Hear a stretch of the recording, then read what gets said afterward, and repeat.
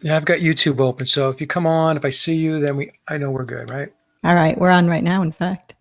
Hello and welcome to Flat Earth and Other Hot Potatoes. This is episode number 225 with an accent on the hot potatoes. Maybe we should retitle the show Paul is Dead and Other Hot Potatoes. My guest is Mike Williams of the YouTube channel Sage of Quay Radio Hour, and in the description box you will find it. Please subscribe. Mike has been on with me before, and I've been on his channel before. Today we're going to talk about things that don't have anything to do with flat earth, or do they? Because truth has been hidden from us, and we all know that. And perhaps the Paul is dead controversy is all part of the same machine. Mike Williams, thank you for being here today. Well, thank you, Patricia, for having me come on the show to talk about this topic. It seems like a lot of people are very interested in it, so that's why I keep talking about it. You've been on many people's shows talking about it. You've interviewed several people about it.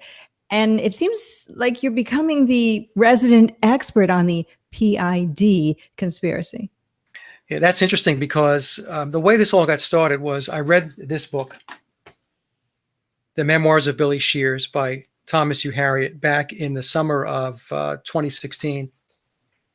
And why I picked this book up after reading so many books over so many years about the Beatles, I have no idea. I ordered it from Amazon. I started reading it, and I just could not believe what I was reading.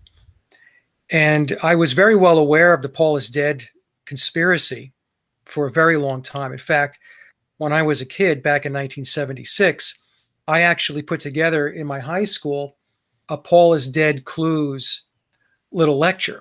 It's like the flat earth clues. Yeah. Well, what happened was I had a friend of mine, Adam, and he had an older brother, Doug, and Doug was he was probably 3 or 4 years older than us, and he knew all about these Beatle clues. And I was a Beatle freak ever since I can remember. I went to see Yellow Submarine when it first came out in 1968, and I was like maybe a weird little kid because I was only 9 years old, and I knew exactly what I was going to see. So I was into the Beatles at a very, very young age. So back in '76, I asked my friend's brother, Doug, if he would come to the high school and present the clues. So I was very aware of them. The thing is that I thought it was a marketing ploy. That's what I've always thought. I've heard about Yes. them for many years, thought it was interesting and dismissed it, and really started taking it seriously when I heard interviews that you'd done, of all things. Yeah. So what happened was I read the book, and I was talking to Sophia Smallstorm. Sophia's a good friend. And I said to her, hey, I'm reading this book called The Memoirs of Billy Shears. You're not going to believe what's in this book.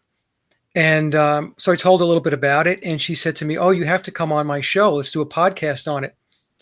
And I really dragged my feet, Patricia. I didn't really want to become the Paul is dead guy. You are. Sorry. But it's okay now. It's okay. In fact, on my second or third show, I was with Mark Devlin, who's a good friend. And on that show, I said to Mark, this is the last Paul is Dead show I'm going to do. And that was back in 2016. Maybe it was December. So here I am. I'm still talking about it. So I kept putting it off and figuring Sophia would just forget about it. You know, all these other things we have cooking, and she wouldn't, circle back. And she did. And she kept asking me, are you done with that book yet? Because I kept telling her I have to finish the book. So finally, I said, okay, fine, I'll do it. And in order to do it, folks, the book is 666 pages. It's 66 chapters. So one of the reasons why I dragged my feet, other than not wanting to be the Paul is dead guy, is that I had to break down the book. And to break the book down, I have a slideshow. Tonight, there's 60 slides, but the actual master deck has about 70 slides in it in order for me to break down everything that is contained in this book. The book is classified as historical fiction, and there's a reason for that. And the reason for that is because the man who's playing the character of Paul McCartney, his name is William Sheppard, William Wallace Sheppard, Bill Sheppard. Some people might call him Campbell, last name, or Shears. I explain to folks that I don't get hung up on the last name. Sheppard, Shears, Campbell, it could be Smith, Jones, it doesn't matter. What we need to focus on is the magnitude of the Tavistock psyop, because this is a Tavistock psyop.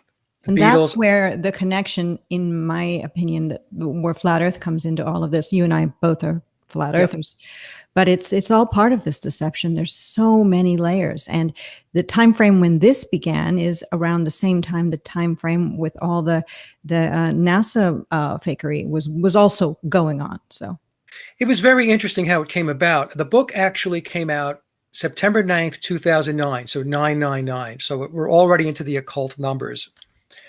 And I picked it up 7 years later, and it really started to get traction once I started, I'm not patting myself on the back, but I reintroduced this book, if you will, back into the dialogue, into the public discourse.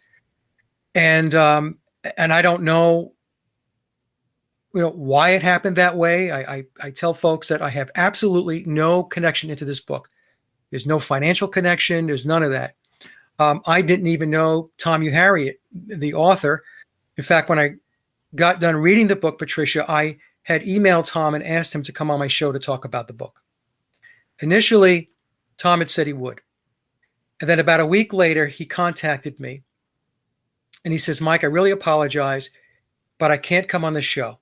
I can't go on any shows to talk about the book. So my guess is what happened is, everybody involved in this book has signed non-disclosures, confidentiality agreements, otherwise known as secrecy agreements. And I don't know this for sure, but I suspect what happened was Tom mentioned it to somebody, maybe an attorney, and they said, look, you can't go on shows, because as careful as you may want to be about talking about this, you could say something that would breach the agreement. And then there could be legal issues. So the book is framed as historical fiction, even though it's very obvious through 666 pages. The content is almost overwhelming, the details, that the book contains an enormous amount of truth. There is some fiction in it, and they had to do that in order to call the book historical fiction. And also, they had to have a thread of fiction in order to put the book out. Otherwise, it would have been a breach of these legal contracts I just spoke about. Now, other people have said, I'll just cover a couple of things beforehand. So I have no connection to this book other than the fact that the Beatles were like my life from a music perspective. I learned to write music, play music, record because of the Beatles. Some folks have said to me that Tom Harriet is not a real person. Tom is a real person. Tom is now a friend of mine on Facebook. We're not like best buds, but we are acquaintances. I have dialogued with Tom on and off over the last couple of years that had to do with the book. He has been extremely graceful in getting back to me with additional information to the level or the degree in which he could share it. So it's been very good. And I'll cover some of those things. Just remind me as we go through this, and I'll cover some of those conversations that Tom and I had. One of them I'll mention now is I had an email conversation with him. And there's a chapter in the book about Phil Ackrill. Phil Ackrill was in a band called the Diplomats with Denny Laine back in the early 1960s. And Bill Sheppard played the part of Phil Ackrill. So he was Phil Ackrill as well. But initially in the book, in that chapter, the way it was written, it was very ambiguous. So I wrote to Tom and I said, hey, Tom, this page or this chapter you have, actually there's a couple of pages that talked about the Diplomats and one paragraph or two paragraphs in particular. I said, was he or was he not Phil Ackrill? I said, the way it's written, it's very fuzzy. And he said to me, Mike, you read it exactly the way it was supposed to have been read, intentionally fuzzy. And I said, well, it would be good to know whether he was Phil Ackrill or not. So Tom wrote me back and he said, okay, let me go back to the boxes that I have, the files I have. Okay, so this is very interesting, right? So I don't think he meant to tell me that, but when he wrote it, and if he's listening to this, he's probably cringing right now. But what I read was he had received, obviously, boxes of files that had to be categorized impeccably for him to go back and to be able to pick out certain amounts of information or certain content just like that. In other words, you didn't have to rummage through a bunch of paper and stuff like that. He went back to a specific file. I'm assuming that file had said Phil Ackrill. So the net of it was, and I'll cover this in the presentation, he said to me that he's going to update the book, and he updated the book in October of 2016 and made it clearer that Sheppard was Phil Ackrill. Okay, so that was most likely, that update to Memoirs was most likely because of the discussion that I had with Tom to try to clarify that some more. Because that was a long time rumor that Phil Ackrill was one of the replacements of biological Paul McCartney. And you'll hear me refer to the original Paul McCartney as biological Paul. And so I thought it should be clarified. He also, in that email, he said to me, Mike, there's another clue. And he says it's in the song Rock Show when McCartney was with Wings and on the album Venus and Mars. So the song that starts off the Venus and Mars album is a song called Rock Show.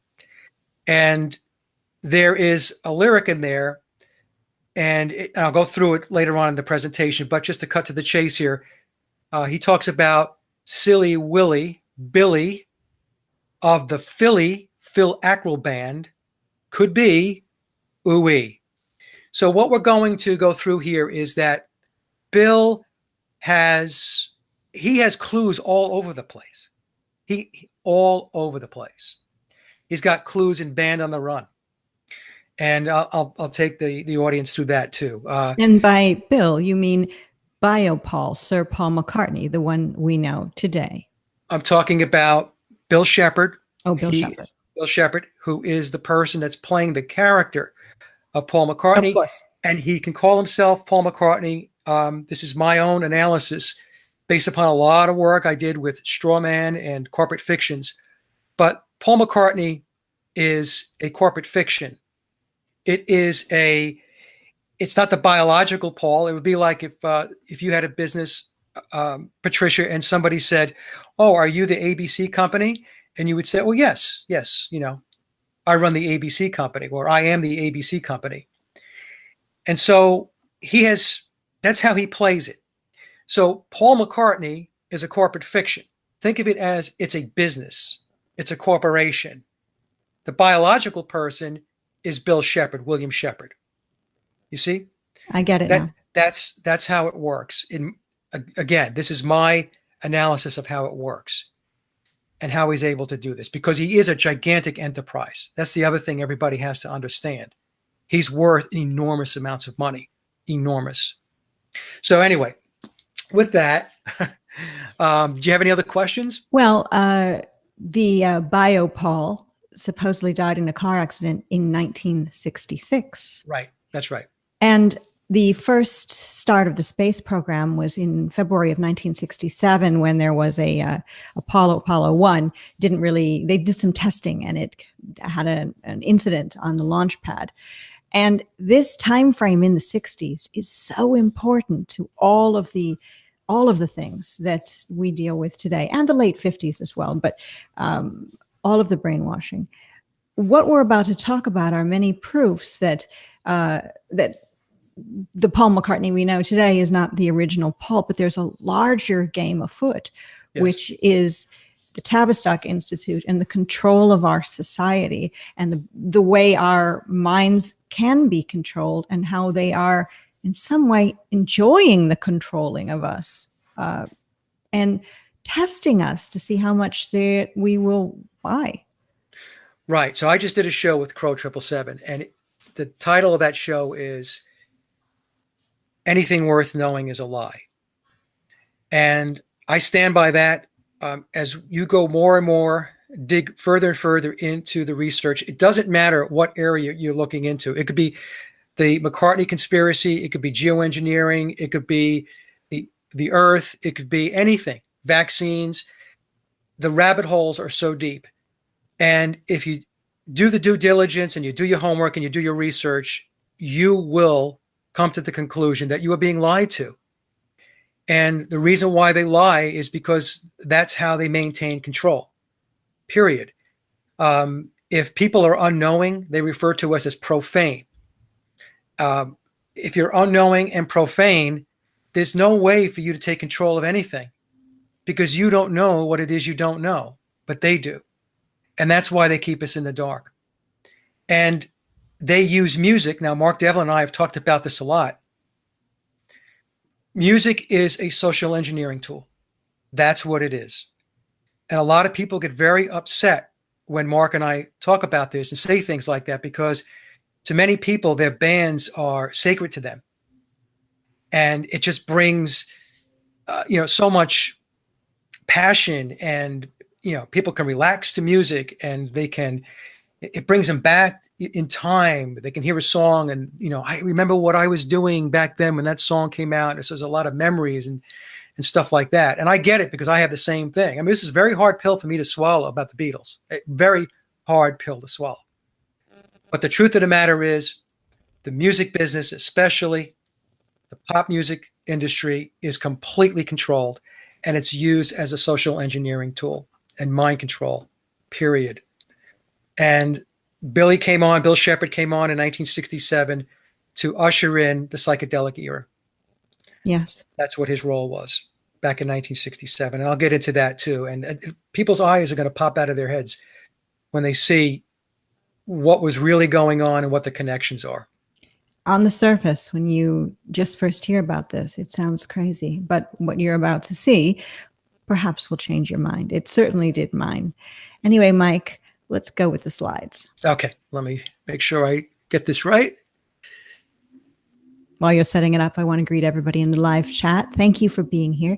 Mike Williams' channel is listed in the description box of this video. Give it a subscribe, please. And you can share this video on social media. It is very interesting. It is definitely a hot potato. And it's not just about, another musician replaced a musician, so what's the big deal? It's symptomatic of what's going on in our society today, and probably will in the future. Now, it's a very big deal, Patricia. I'm glad you mentioned that, because this is where we have to start. They replaced and swapped out one of the most famous musicians and entertainers of the most famous rock band at the height of its popularity in 1966. And virtually nobody noticed and nobody cared. So that's a very important thing that we have to keep in our mind as we go through this.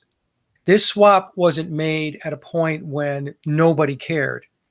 This swap was made at the height of the Beatles' popularity, right after they recorded and released the Revolver album back in 1966.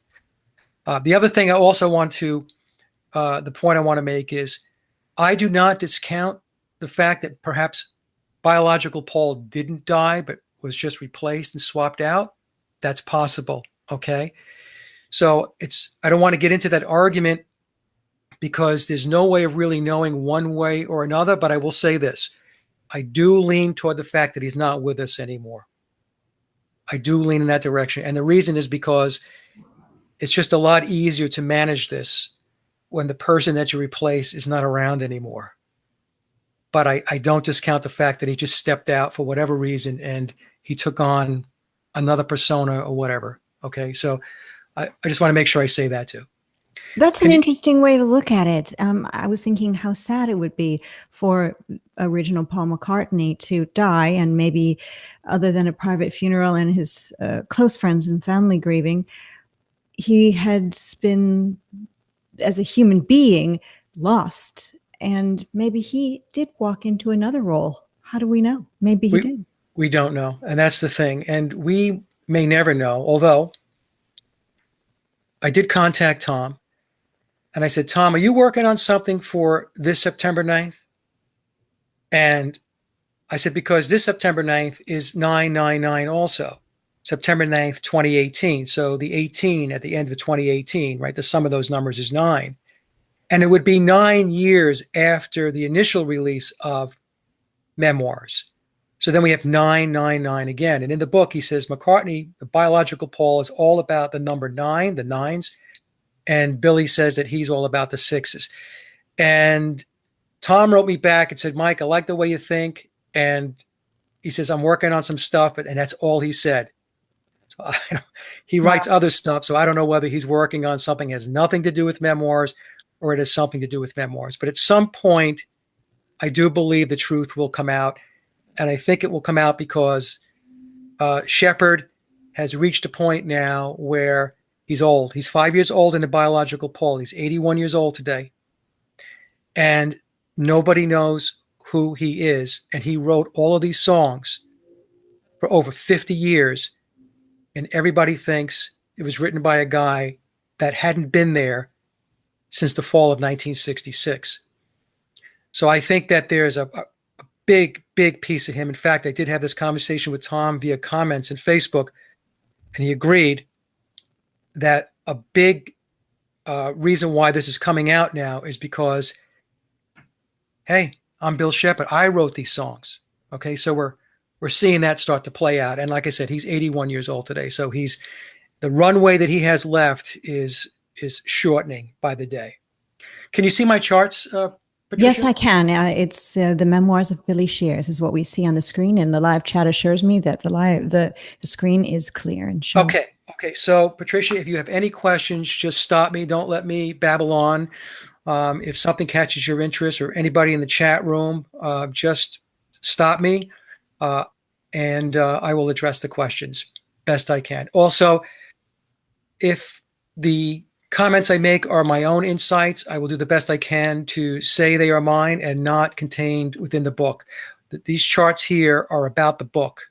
I want to make that clear also, so that people understand the context. Okay, so the Memoirs of Billy Shears, as I mentioned, is 666 pages of in-depth detail. It claims that Paul McCartney died on September 11th, 1966. He died in a car crash when he was leaving the studio after receiving song assignments from Brian Epstein. He evidently, I guess, wasn't happy about the number of songs he had to write, and I guess the time frame in which he had to write them. So he was a little agitated as he got into his car. Along the way, as the story goes, and I know some people don't believe the car crash story. Again, this is what's in Memoirs. But also, there's so many clues about the car crash in many songs. Yes. He blew his mind out in a car, Yep, and so many others. Exactly. So we have car crash clues. You're absolutely right. He picked up a female passenger. Her name was Donna. Along the way, the car crash was very bad. It says that he was decapitated. It's gruesome. He was replaced by William Bill Sheppard. His middle name is Wallace, William Wallace Sheppard. We'll get into that in a little bit. He states, the book is written in the first person, by the way. Tom is the author / encoder. I will explain the encoder in a moment. But it's actually Sheppard speaking to us. He states the Beatles were and still are a Tavistock project. The Beatles are an occult Masonic creation, and I'll get into that. There's a whole chapter dedicated to Freemasonry. Virtually all the Beatles songs post 9/11/66 include Paul is dead clues. That was a little bit disheartening. The occult origins and underpinnings of what they were engaged in, the Beatles with Bill Sheppard at the helm, is referred to as Paulism. And what they mean by Paulism is it's mysticism, it's occult, it's Satanism, it's Crowley's mysticism and magic, if you want to look at it from that perspective. So there's a heavy, heavy occult context that is wrapped all around the Beatles. So let's talk about Tom a little bit. Tom is referred to as the encoder more than he is the author. He is an author, poet, philosopher, speaker, teacher.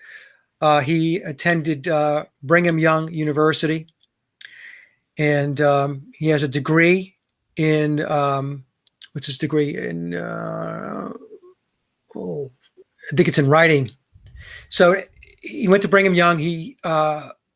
Which is owned and operated by the Church of Jesus Christ of Latter-day Saints. This is the Mormons, and the Mormons and the Freemasons are connected at the hip. Okay, so in very early shows, I had surmised that Tom was a Freemason, a high-level Freemason. Well, he went to Brigham Young, and I believe that 97 to 98% of the student population at Brigham Young University are Mormons. And as I mentioned, Mormonism and Freemasonry are connected at the hip. In fact, Mormonism was created by the Freemasons.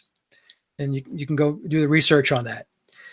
The publishing of the book was very low-key and unassuming. It was done through CreateSpace, which is an independent publishing platform on Amazon. But Sheppard has a history of under-the-radar work. So there is an album he came out with in the 70s called Thrillington, which was an orchestra arrangement of the album Ram. Ram, by the way, stands for Replacing a McCartney. That's in the book, Memoirs, The Fireman, and so on. So he has done a lot of work in the past where he has hidden his identity or has gone uncredited. So this is not something that I found unusual, that this book would also be flying under the radar. The book is published by Pepper Press, which is a subsidiary of Mac Corporation. However, I was not able to verify Pepper Press or Mac Corp back to McCartney's MPL business entity. I tried and tried to see if I can find the linkages, but they weren't there. And that doesn't mean it's not linked. It just says that I couldn't find it. The domain used by Tom Harriet is billyshears.com. Now, everybody who's out there that has a website or has domains, think about how difficult it would be to get the domain billyshears.com. It would be virtually impossible because billyshears.com would have been picked up and secured a long time ago. Yes, there's people who do that, any sort of interesting keywords in pop culture. And if it's in a song like Billy Shears, right, it is in a Beatles song, somebody would have snatched that to try to get a lot of money for it in the future. Exactly. So now when I went into Whois to look at billyshears.com, when I did look at it, I don't know if it says that now, but it does have Tom as the owner. But, that doesn't mean that it's not connected to McCartney or to Sheppard. It doesn't mean that. It just means that, to me, that Tom could very well be the veneer. Okay. Most of the material in the book is based on words by the current Paul McCartney, Bill Sheppard. And this is stated in the book and also on the billyshears.com website. However, Harriet, Tom took liberties with dialogue and other elements to ensure that the book is a work of historical fiction. Some parts are exact quotes. Some quotes were modified to fit the code or the narrative, and sometimes the settings were modified. Okay, so again, remember, they had to have a thread of fiction in the book in order to keep it from being classified as nonfiction or truthful, because it would jeopardize Sheppard's contractual agreements that he has. And someone might ask, well, who are these contractual agreements with? I believe, again, this is a guess on my part, probably a pretty good guess, with Tavistock, British intelligence, and so on. In the book, in the beginning of the book, Tom thanks Sir J. Paul McCartney for providing such fantastic material. The book is written in the first person, which is Bill Sheppard, and due to legal implications, again, this is my opinion, it is highly unlikely this is an unauthorized biography. So some people have said to me, well, how do you know he just didn't sit down and write this book? I said, well, I guess it's possible. But we're going to get into a little bit about what is entailed in this book. And for somebody to sit down and put the level of work, especially the encoding, into the book, and I'll explain it in a moment, is a daunting task. It's overwhelming. And I do believe that something like this, because McCartney or Sheppard playing McCartney holds things very close to the vest. In fact, if you want to understand how close to the vest, try putting a YouTube video up with a Beatles song in it. You won't even complete the upload. Okay, so things are, like I said, held very close to the vest. All right, so let's go to an overview of Bill himself. The source is the Memoirs of Billy Shears, which was released on September 9th, 2009, 666 pages. The abridged version is a book called Billy's Back. That's about 250 pages. I actually started reading that book first, and I finished it. And I was so knocked out by the abridged version. I then read the big book, the 666 pages. As I mentioned, Paul died on September 11th, 1966. Some researchers will argue with this date, so I want to acknowledge that. I believe Tina Foster, who's a friend of mine, friend on Facebook, I also interviewed Tina. I think she believes biological Paul died in August of 66. Some will say it was November 9th of 1966.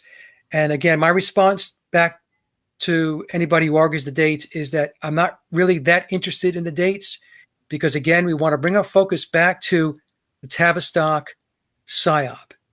That's what we want to bring our attention to. Everything else becomes a distraction. So arguing about his last name, a distraction. The actual date, a distraction.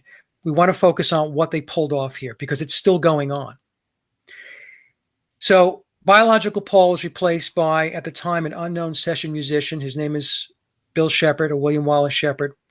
He has aliases. He was Billy Shears from the Sgt. Pepper album. With a little help from my friends, that's how it kicks off. Billy Sheppard, he was Vivian Stanshall, and some people are very intrigued by this, and they don't see the connection at first, but I'll show you that. Vivian Stanshall was very well known in the UK, not very well known here in the States, and he was with a band called the Bonzo Dog Doodah Band, the Bonzo Dog Doodah Band. And in that band, he played with Neil Innes. And for those that are Beatle aficionados or Beatle freaks and know about the Ruddles were a Beatles parody band. And who was one of the main protagonists of the Ruddles, the main songwriter? Well, Neil Innes, okay, who played with Vivian Stanshall in the Doodah Band. He goes by Billy Pepper, and he was also Phil Ackrill of the Diplomats when he played with Denny Laine back in the early 1960s. And when the Beatles were over, he actually dissolved the Beatles. And I'll talk a little bit about that because of the friction with the other band members. They really did have a difficult time getting along, the other three with him. It was good sometimes, but it was also not so good many other times. So there was kind of this good day, bad day type of dynamic going on with the band. So when the Beatles broke up and Sheppard decided to form Wings, he brought his old friend Denny Laine back into the picture. I've got a question. Yes. Sorry to interrupt. I know you're on a roll, but there's no way to do this other than to interrupt occasionally with questions like you suggested. Linda McCartney, Paul and Linda's daughter, Stella McCartney. Yes. Linda is gone. Stella is a fashion designer. Do you think that they know? Oh, yeah. Okay. Yeah. My personal belief is that they know. Yes. Linda knew. In Nick Kollestrom's book, Nick wrote a book on this as well. He has a very interesting paragraph or two where he recalls some information he had received where at the time, biological Paul was dating Jane Asher. And so when Paul died, the controllers behind this whole thing, they had worked it so that Sheppard would be seen with Jane Asher and to pretend that this relationship was still going on. Never mind that he was now much taller than her. He's taller than biological Paul. And but he had fancied Linda Eastman, who later became Linda McCartney. And Linda Eastman was a photographer, and she used to photograph bands, and that's what she did back in the day. And the way Nick tells the story is that he had approached Linda, and he had, he was interested in her, and he was he wanted to date her and get to know her better. And she made a comment and she said, "No worries. I know who you are and I know who you are not." Wow. So she knew. And How was her silence bought? I mean, the Kodak family, I know that company is dissolved now, but she wasn't with that. billionaires. That's not Eastman Kodak. Oh, you're talking about. They are lawyers. Okay, got it. She came from a very wealthy family of attorneys. If I'm not mistaken, her father was an attorney. And she was in the music scene back in those days, and that's how they connected. So I don't think there was buying off anybody. I personally believe that Linda knew that she married Bill Sheppard, and that he was playing this character called Paul McCartney. I believe his children know, and it's a big reason why he can't overtly come out and talk about this stuff. At least not yet. I think there is a time limit. I do believe. And he kind of alludes to this in the book, that there is a timing out. There is a point at which he's going to be allowed to say something. It's just not yet. And I do believe his family, his children know that he's not. He's Paul alluded McCartney. to it jokingly. Yes. On talk shows. Yes. I mean, the one that's probably the most famous, where he was speaking kind of cryptically, but if you were paying attention and you know the background, was the 2009 interview that he did with David Letterman. Yes. That was very telling. And also there was an interview that was done in 2016 or 2017 with Denny Laine. And I'll talk about that a little bit, where Denny pretty much spills the beans. Okay. Sheppard is a formally trained musician and can read, write, and score music. Now, we've always been told that the Beatles can't read or write music. Well, that's true for John, George, and Ringo, but it is not true for Bill Sheppard. He's a trained musician. He is Scottish. He's a direct descendant, I should say, of William Wallace, who was the character portrayed by Mel Gibson in Braveheart. So he has Scottish blue blood. He is a high-ranking Mason and has a very deep understanding of the occult and the esoteric. This is all spelled out in the book. He's 5 years older than biological Paul. I mentioned that before. He was born in 1937, not 1942. He claims that biological Paul works through him from the other side. So we get into this whole occulted, ritual, unseen forces place. It gets kind of creepy for some people. We'll talk about that a little bit. And he wrote the book. There's a few requests from the chat to see if you can, as they are saying it, go full screen or zoom in closer, because some of the fine print is not able to be read. Better? I didn't notice a change. Try again. Go back, toggle back and forth so we can check. Okay, this might be a little difficult in the format. That's not full screen. They're exactly the same. So let's just go with it. Just You're going to say everything that's on the screen. Yeah, just kind of bear with me, guys, okay, and gals. I'll read it, and trust me, these are the words on the chart. And he wrote the book because he's at a point now where he has been playing the part of Paul McCartney for over 50 years. He's written all these songs, and nobody knows who Bill Sheppard is. Who's Bill Sheppard? Well, Bill Sheppard's the guy that wrote the songs on Sgt. Pepper, Magical Mystery Tour, The White Album, Let It Be, Yellow Submarine, and on and on and on. But nobody knows this.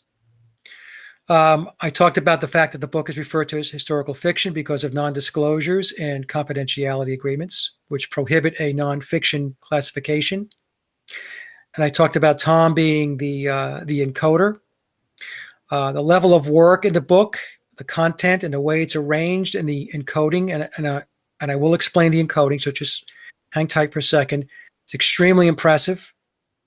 The encoding basically is highlighted words throughout all 666 pages that give little snippets of comments or little sentences throughout the 666 pages to kind of summarize things.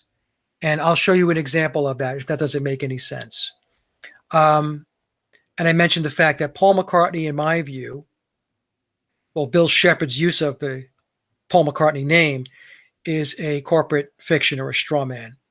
It's a character that he plays. So if I go to the next slide,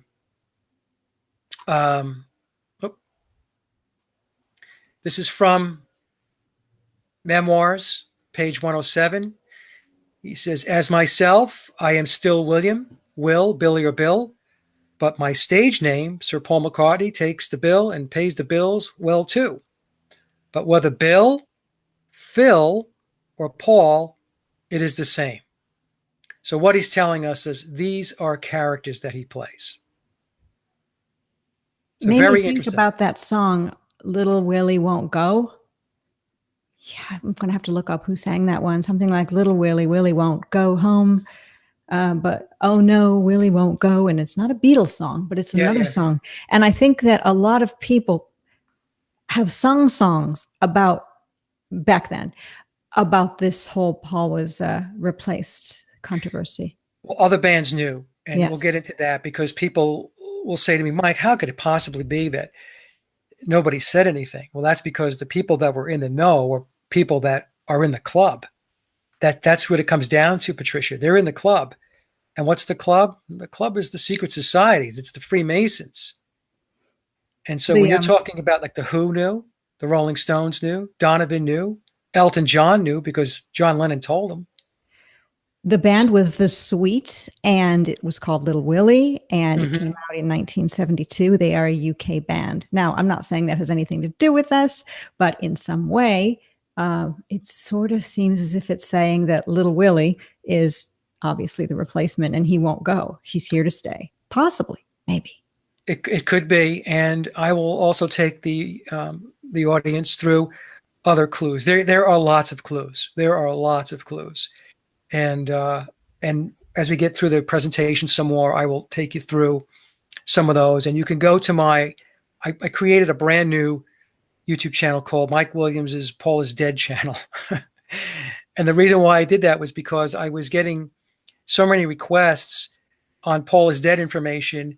And then when I was having problems with YouTube going after my content and giving me community guideline strike, I didn't want to lose the Paul is Dead or the McCartney conspiracy stuff, Patricia. So I created a brand new channel, standalone. Why would YouTube, what would they consider this as bullying? Or no, not this. No, they got me for a show on some of those events. Oh, yes, of course. 2 shows, and then he retracted one. But the point being is I got to a point where I thought to myself, okay, I don't want to lose this material. So I created a standalone channel so folks can go there. And I'll send you the link, and we can add it into the description box. And you can go there, and all it is about Paul is Dead. Okay. Now, here's Hugh Harriet's encoding. And I'm going to, I know you guys probably can't see this too well, so just bear with me.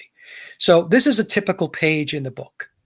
And if you can't see this, he has certain letters are bolded out. This is the encoding. And this encoding takes place on every single page for 666 pages. So when I said before that there was a lot of work that went into this book, that's a lot of work. A lot of work in reading it as well. I mean, This isn't a light read. Right, exactly. So he's putting this together, and not only are you reading the main text to get the story, but now you're reading this encoded text to get more insights into the story. So let me show you what it looks like.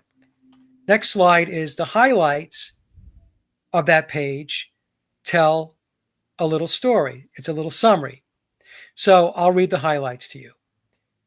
He says, I play the long-running show. All performances require each to have one role with a name in some other show. So it sounds a little choppy, but what he's saying is, I play in a long-running show. He's talking about being Paul McCartney.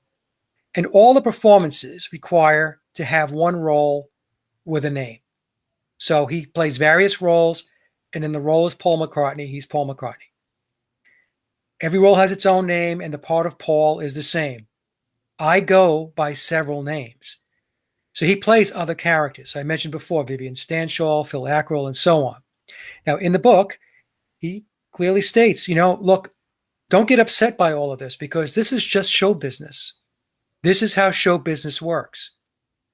So Bill's not losing any sleep over this, other than the fact that he's trying to get people to know that he's the guy that wrote the songs, not a guy that either stepped out or died back in 1966. You see? So it's all show business. It's all showbiz. And But that's more how than he that, addresses there's this. a darker feeling to all of this too. That is a problem that comes through with this in this book. And I've mentioned this to Tom. I had said that even though in the book, Bill tries to portray somebody who is very upbeat, very humanitarian, and so on, the whole bit about how it was put together, the underpinnings, the Masonic. It's the 666, the 9/11s, Yeah. the Aleister Crowley. There's so, well, we haven't gotten to all that yet. Yeah, it gets very awkward. Now, what I've mentioned to some folks when they brought this up, I said, you have to understand, in their world, in the world of the controllers, this is their world. This is what they're comfortable with. This is what they do. This is how they live their lives. So it's not odd to them. It's odd to us because, well, this is not what we do. This is not how we live our lives. But to them, this is, another day in the park, walk in the park. This is how they operate. So this is why, I'm giving you my insights, my perspectives on this, Patricia, and to the audience. This is why I believe that, they don't see a problem with this. He doesn't see a problem with this, but we will. Maybe that's taking this back to Flat Earth, how all the people who work at NASA who are in the know, and the astronauts, they might be feeling the same as Sir Paul McCartney, the replacement, feels. This is no big deal, not just show business. Maybe they think of it as this is just business. Yes. In the case of the Flat Earth, it is the same thing. It's all occulted. So they're lying to us, but they believe that their lying it's okay. It's okay because they understand and know the bigger picture. And we're talking about the people that are really understand the apparatus, the people that are actually pulling the strings, the controllers, those that are in the know, the inner circle, right? They know exactly what they're doing. But in their minds, they believe that there's rhyme and reason, and good rhyme and reason, as to why they're doing what they're doing. And remember what I said in the beginning. They look at us as profane, the unknowing. We don't deserve to know. We don't deserve. We are not initiates. We're not adepts. So, and people can scoff at that, and they could say, well, who are they to say, well, I agree. But the point being is they are currently in control, and this is how they look at things. And maybe that's why they put clues everywhere within Flat Earth and also in this Paul is dead conspiracy. They put these clues there. And if we're, in their minds, too dumb to pick up on it, we deserve to be fooled. That's exactly right. So we're going to put this stuff out there. And if you don't figure it out, it's not on me or them, right? That's what they would be saying. It's not on me to spell it out for you. I'm putting the information out there. But if you're not paying attention, or you're too distracted by your football games and your beer and everything else, and and all the other inane, stupid things you do, in your life, well, that's your business. That's your business, and that's how they look at it. In the case of Flat Earth, I had this, not to digress here for a second, but I had a great show with Michael Joseph going back, I guess, about a year ago, and Michael explained, because he is just great with the occult, and he said that. The reason why they talk in terms of spheres and circles and curved lines is because in alchemy and in their mystery religion context, spheres and circles and so on are considered divine. Squares are considered profane, right? So when you look at the square and the compass, the square part is think of that as the earth. That's the profane. And the the compass itself, what does the compass do? The compass draws circles and spheres. Okay, so so the way they have this all structured, it's clearly it's all occulted, but they have rhyme and reason behind why they're doing what they're doing. The sacred and the profane. Yes. Yes. So when they talk to us about space and all that stuff, what they're really talking about is they're in a very cryptic way, in a very encoded way, they're talking to us about the divine realms. That's what they're talking about. And I would suggest that, and I know you probably know the work, Patricia, but Martin Kenny's work on the cosmic egg. Yes. Okay. So I interviewed Martin, and it was really an eye-opener. If you watch Martin's work, you will really start to begin to understand what it is that they are doing, what NASA is doing, why they say what they say, and why it is that they believe what they say. The reason is because they are in these secret societies, and they know exactly what it is that they're putting out there. And that's why they don't lose any sleep over it. So they delineate. So when they're talking about planets and all this stuff, they're talking about divine spheres, circles, orbits, and stuff like that, curved lines. They're talking with regard to the divine realm. That's what they're speaking about. So anyway, I digress there. Well, like a square, that used to be an insult. Somebody who was stiff, uptight, and not cool. You're a square. Yes. Yep. Yes. So anyway, so this all ties into this also. So, everything is about all of this occulted or hidden information. And when you start to understand it and you start to dig into it, like I said in the very beginning of the show, it's really unbelievable when you realize that everything's a lie. Everything worth knowing is a lie. Maybe, not you yourself, but you have been taught lies since the day you were born. And you are living in a lie, but you don't even realize it. And it's not until you start to look at this stuff, you start to peel the onion back, you start to realize, like, well wait a minute here. Well, that too? So again, this is why the music thing, the McCartney conspiracy is important, Patricia, because I have actually received emails from people. One of the reasons why I continue to do this is because people have contacted me. A number of people have contacted me. I'm not talking about 1, 2, or 3 emails. And they said to me, this McCartney conspiracy, this Paul is dead conspiracy, woke me up. It was my red pill. For some people, it was 9/11. For other people, it was the moon landing, right? For others, it's this whole McCartney thing. It opened their eyes, and they started seeing. And they're like, oh, okay, hold on a second. And it led them off into other areas of research. It's crazy. That's why when people say that, how could they keep the secret for so long about Paul McCartney? And what about the other bandmates and the family members and the family members of the original Paul?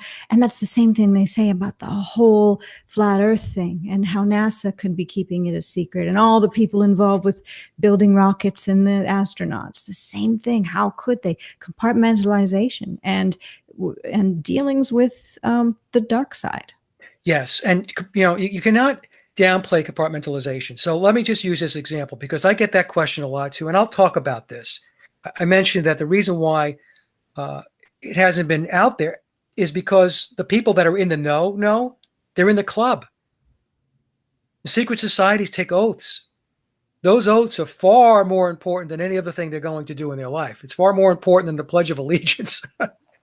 Or your Constitution or the Declaration of Independence or anything else people want to talk about as some kind of meaningful document. Those documents do not mean anything to the people who are in the secret societies, period. It's their oaths. And so think of it in this way. If you work in a large corporation, and I'm sure there are folks that are listening to this that have worked for a large corporation. I used to work for a corporation. Do you know what decisions are being made in the boardroom? Do you know what discussions are being had in the president of that corporation's office or the CEO's office? Do you? The answer is no, you do not. Why do you not know? Because you're not privy to that information. Because in the corporate structure, you're profane.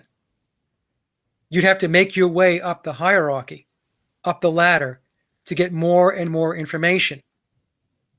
And even if you get promoted to the next job, you will be given a little more information, but you still do not know what's being discussed in that boardroom. The only way you know that is if you get to the point where you're sitting in the boardroom. And that structure is how the secret societies work. Think of the secret society structure. It's the same thing as a corporate structure. Like you have your Freemasons, they're in the Blue Lodges, right? Your first 3 degrees. And they're running around, they're doing good work, doing work for hospitals and stuff like that. They're doing good community work. And that's part of the cover. But as you make your way up into higher and higher and higher degrees, you're going to get more and more and more information. And that's how it works, you know? Anyway, so I don't want to be too preachy. No, I'm enjoying everything. I'm picking up what you're putting down. Okay. All right. So let's talk about Tavistock, because this is really all about Tavistock. Okay. So in the book, we have Tavistock, EMI, and the CIA. So Bill openly talks about Tavistock and their connections into the Beatles. He says the Beatles and the Stones and other bands were Tavistock projects. So the Beatles, and I know there's a lot of people right now going, Mike, stop, please, you're killing me, destroying my world. They are a product of Tavistock, along with the Rolling Stones. The Beatles were portrayed as the good guys, the good boys, and the Stones, the bad boys, right? We've always heard that. The good boys, the bad boys, the Beatles and the Stones.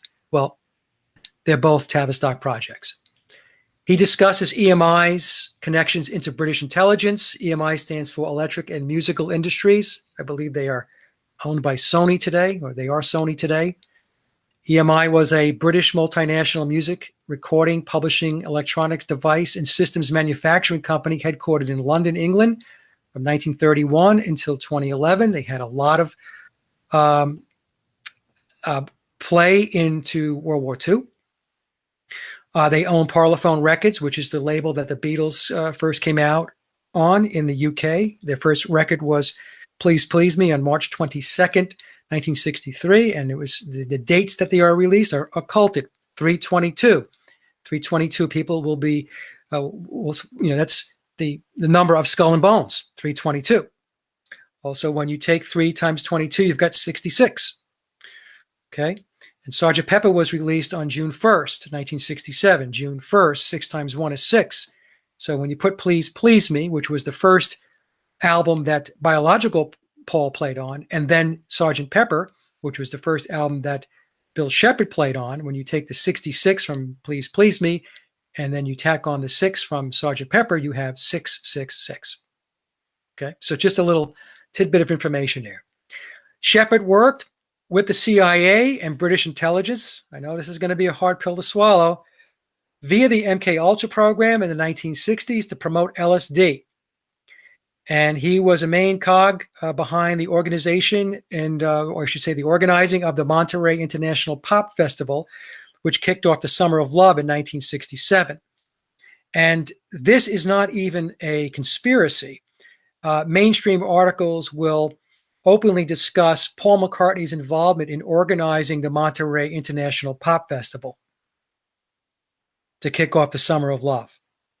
In the book, he gets into a little bit more detail.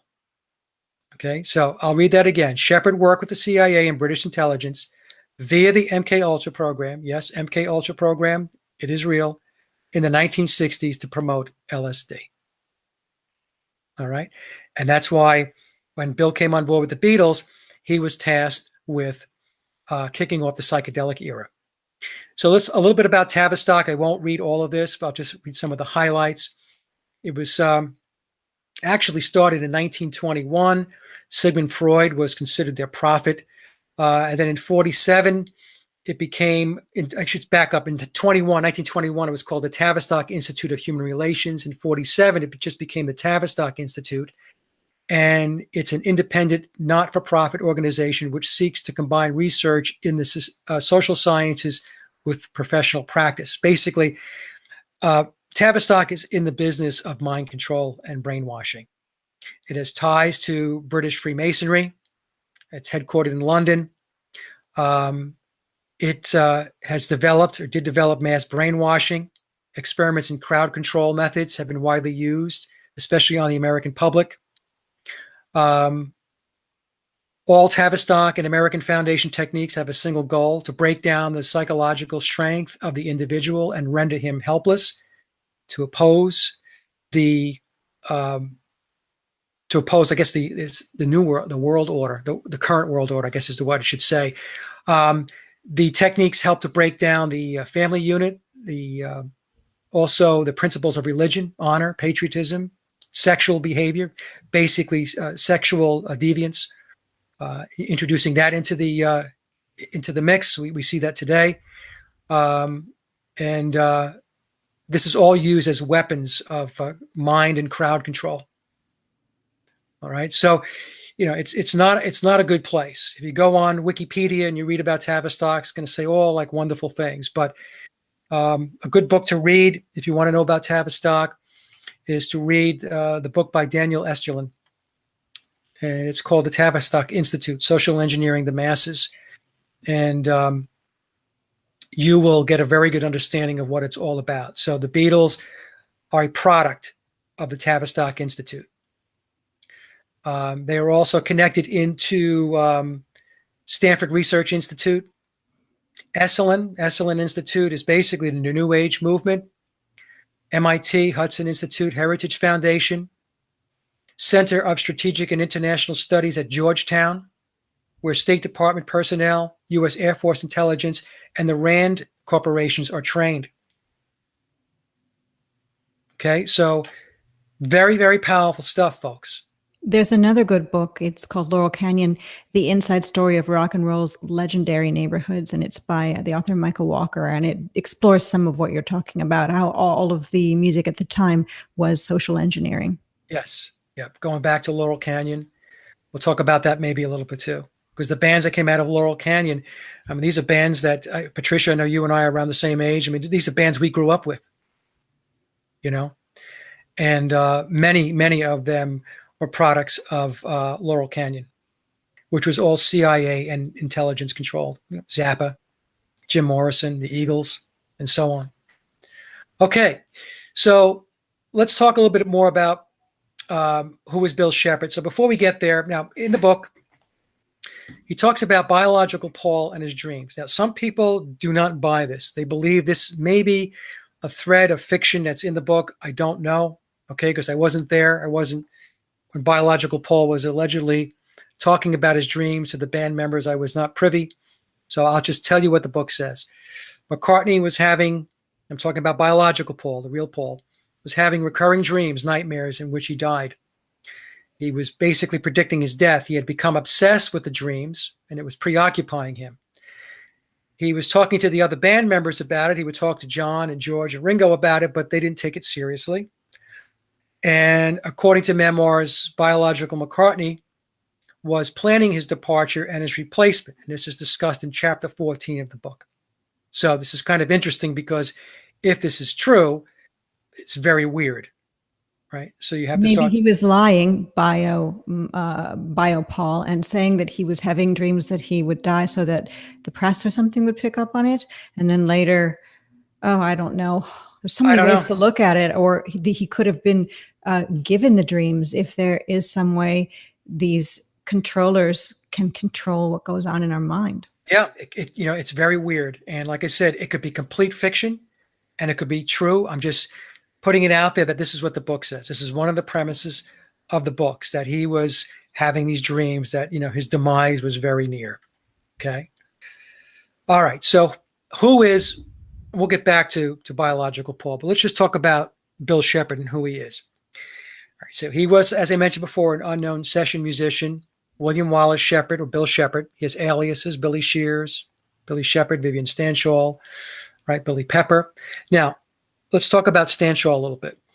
Stanshall he had kind of this very weird act, almost like a vaudeville act out in the UK. And, they had a band. It was the doodah band I mentioned before, and he would dress up in different costumes and so on. And he doesn't look very much like Paul McCartney. And he talks about this in the book. Okay, but I'm going to take you through the transformation. Now, if you go on Wikipedia and you look up Vivian Stanshall, you're going to see that Stanshall died in 1995. But the thing was, that was not a literal death. That is when Stanshall's character was retired by Bill Sheppard. Sheppard stopped playing Vivian Stanshall, and the primary reason why he stopped playing Stanshall in 95 was because Linda was diagnosed with cancer. And those dates, they align. He died on March 5th, 1995. So when you do the numerology or the gematria, you're getting the sixes again. There's 66 chapters in Memoirs, 666 pages. Stanshall's number is 66 when we take a look at the date of his death. I mentioned he is a formerly trained musician. We're talking about Bill Sheppard, descendant of William Wallace. He's a high-ranking Mason. He's 5 years older than biological Paul. He worked with the CIA and British intelligence, and Paul McCartney works through him through the other side. That's the occult piece of it, right? Now, Sheppard being a high-ranking Mason, I'm going to say this is my insight. Okay, this is Mike talking. This is not in the book. I believe he is in the illuminated degrees. I believe he's beyond the 33rd degree today. Now, in the book, he has a very interesting chapter called Masonic Checkmate. In this chapter, he explains the following. He explains the G in Freemasonry represents God, geometry, gatekeeper. 33 degrees equals the 33 vertebrae of the spine. He states there are 13 degrees above the 33rd degree, known as the degrees of the Illuminati. The 13 degrees correspond to the 13 major parts of the brain. Masons do much of the Illuminati's networking, and he references the Committee of 300. High-degree Masons receive the secret Luciferian rituals. There are 20 degrees of rank above Illuminati that few humans have ever heard of. Satan/Lucifer rules the world. This is in the book, in a chapter called Masonic Checkmate. In fact, he mentions Satan, and then he says, but it's really Lucifer. Sheppard states that his uncle, who was a very high-ranking Mason in 1966, called George Martin on September 12th of 1966, the day after Paul McCartney allegedly died, and ordered George Martin, didn't tell him or ask him, ordered him to have Sheppard replace McCartney. So you can see that, I mentioned before, when you take a look at these secret societies, think of them as like there's a hierarchy, there's a reporting structure. So his uncle was a higher ranking Mason than George Martin. And he told George Martin, this is the new guy right here. End of discussion. Sheppard said he was selected because of his long qualifying lineage, going back to his Scottish bloodline, back to William Wallace, and his musical talent. The same uncle that ordered George Martin to put Sheppard as the replacement for biological Paul was responsible for Bill Sheppard acquiring his talent. And in the book it says, this is a quote, in anticipation of that day. Now, I don't know if that means that day, the day of Paul McCartney, or that day when something would open up and there would be some opportunity, whether it be the Beatles or someplace else, in which he could step in. He does not give any information on his uncle. And the only thing that I can conjure up, and again, this is a guess on my part, the song Uncle Albert, his post-Beatle era, perhaps his uncle's name was Albert. When George Martin, who was told by his uncle to put Bill in place, caught up with Brian Epstein, who I believe was also a very high-ranking Freemason. I believe he was a 32nd degree Mason because of his death, and we'll get into that a little bit. Epstein had stated to Martin that Sheppard had already been selected. Somebody had already gotten to Brian Epstein and said, That guy's in. Put him in. He openly discusses, Sheppard does, mysticism, including Aleister Crowley, Kenneth Anger, who was really the successor to Crowley, esoteric symbolism, and Satanism. Now, in the book, he disavows Crowley. He says Crowley is a doctrine of hate, and he says he's not a Satanist. I found this very interesting, and maybe I'm too profane to understand it. But he explains he leveraged Satanism to achieve success. It seems that's supposedly what a lot of stars, you hear that about Beyonce and many others. And of course, the Rolling Stones from the Beggar's Banquet album from 1967 or something like that, with the song Sympathy for the Devil. It's written by both Mick Jagger and Keith. It's like they're almost saying we've made a deal with the devil.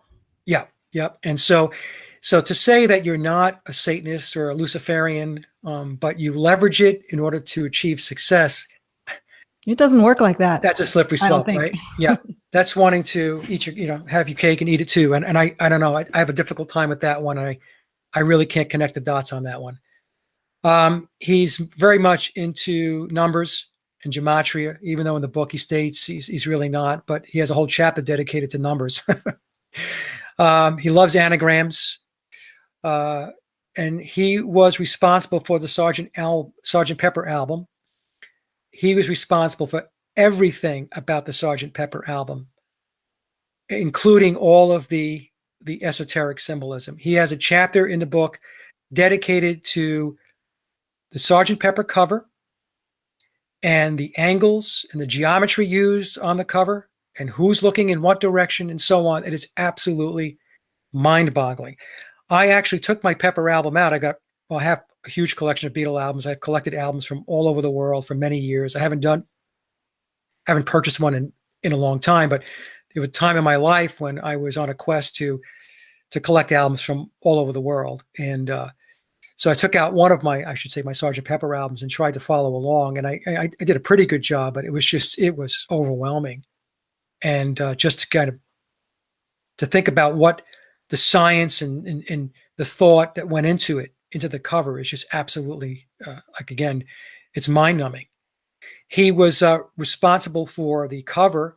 They like to credit Peter Blake for that, but I guess Peter Blake was just there to kind of set things up the way it's explained in the book. He was responsible for all that. He had set the folks that were involved in the album to go make phone calls and to go write letters to go secure the agreement from the people on the front cover that their likeness and their images can be used. Okay.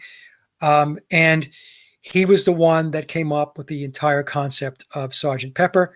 And in fact, you're going to hear, if you get some of the John Lennon interviews when Lennon talks about Pepper, John will say that he got a call from Paul, and it was almost like they were invited along, meaning the other Beatles, John, George, and Ringo, to play along on the album, that it was really the mastermind of Paul, which is really Bill.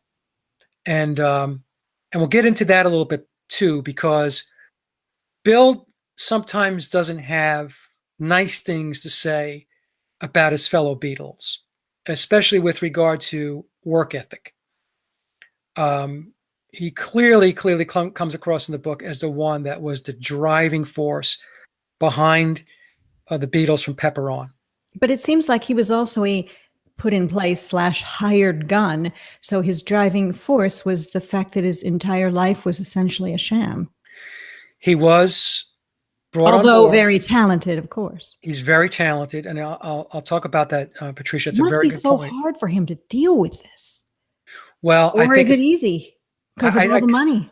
I said it's his world, right? This is how he operates. But I do think what's gotten to him now is the fact that nobody knows who he is.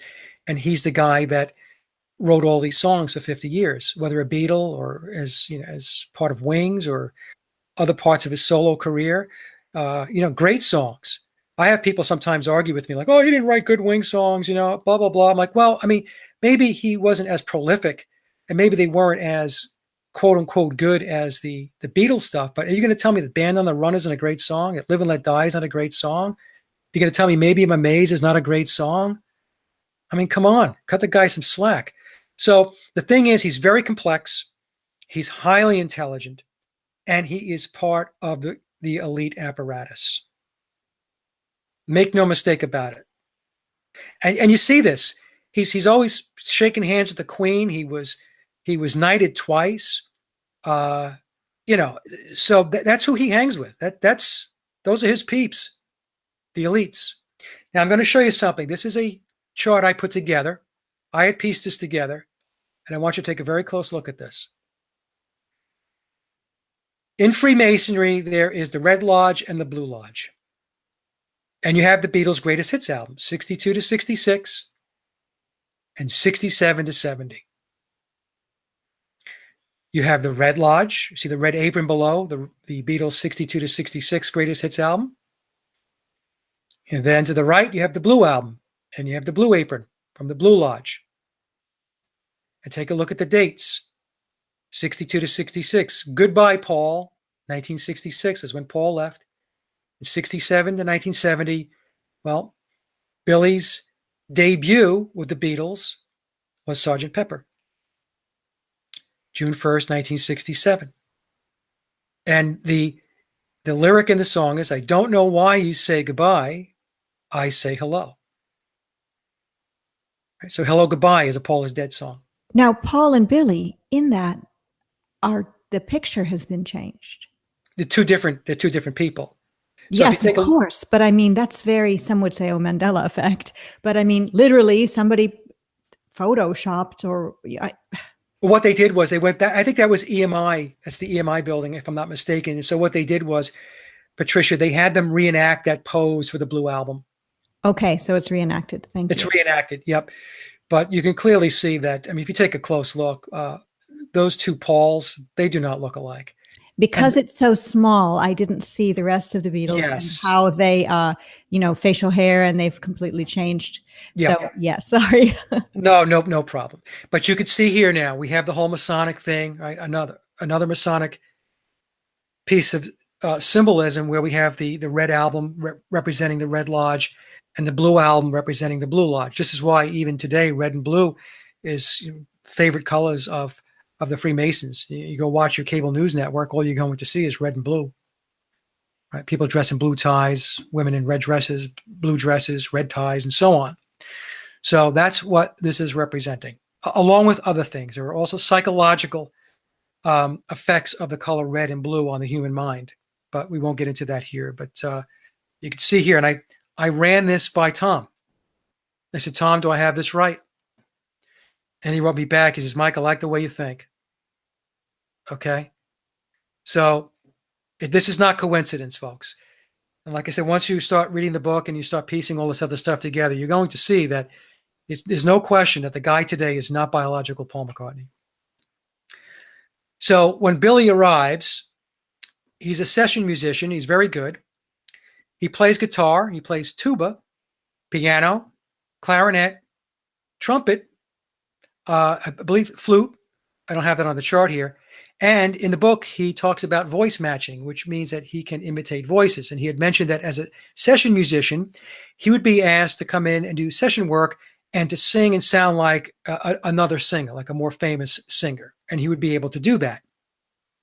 And so that's how he was able to essentially impersonate Paul McCartney's singing style, although it's not perfect, but I will admit he does a pretty good job of it. So he was known as the man of 1,000 voices because of this. And of course, that is a Fool on the Hill lyric. He is a wind instrument player and a piano player. This is why, starting with Sgt. Pepper, you see Paul McCartney playing a lot of piano. And before 1967, you didn't see Paul McCartney play really any piano. He might pluck on it every once in a while, but he wasn't a piano player. Most of the piano work that was done, recorded by the Beatles from 63 to 66 through Revolver, was done by George Martin. Not the Beatles.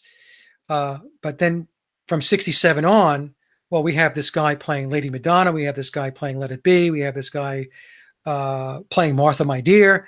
So where did all of this piano talent come from? I mean, did he teach himself to be that type of piano player within a couple of years?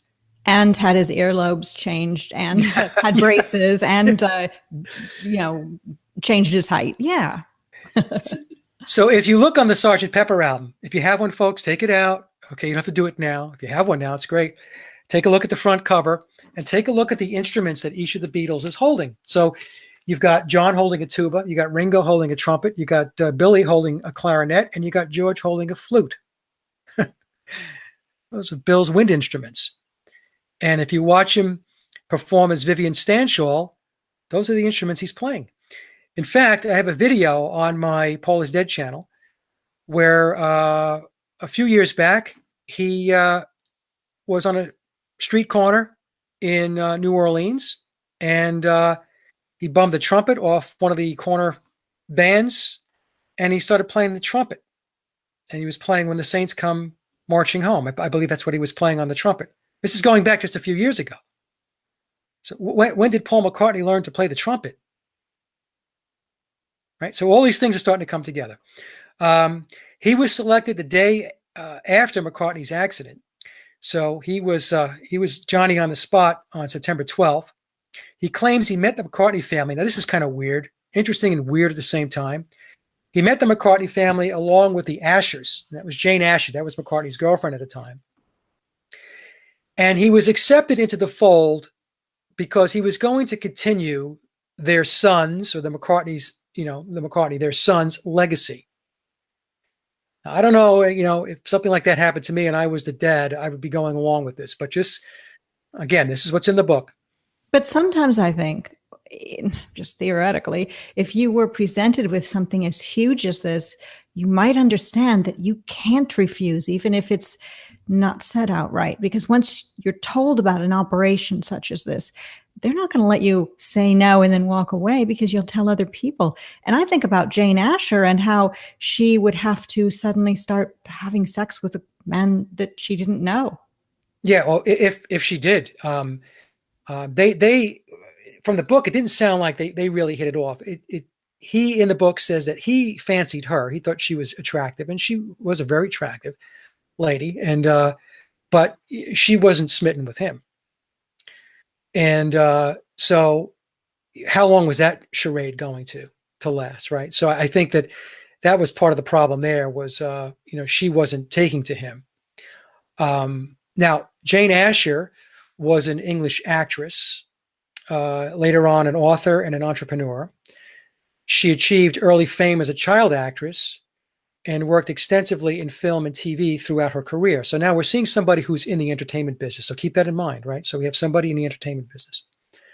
Richard Asher, who was her father, was an eminent British endocrinologist.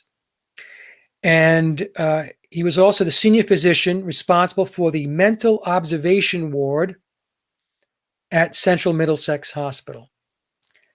So whenever you start getting into that type of work, you have to start to question Tavistock's involvement, mind control, because it's in the business of psychology and psychiatry. He was found dead at the age of 57 in 1969 in his basement, allegedly suicide. And if I recall, I think they couldn't find him for like a week. They found him in his basement.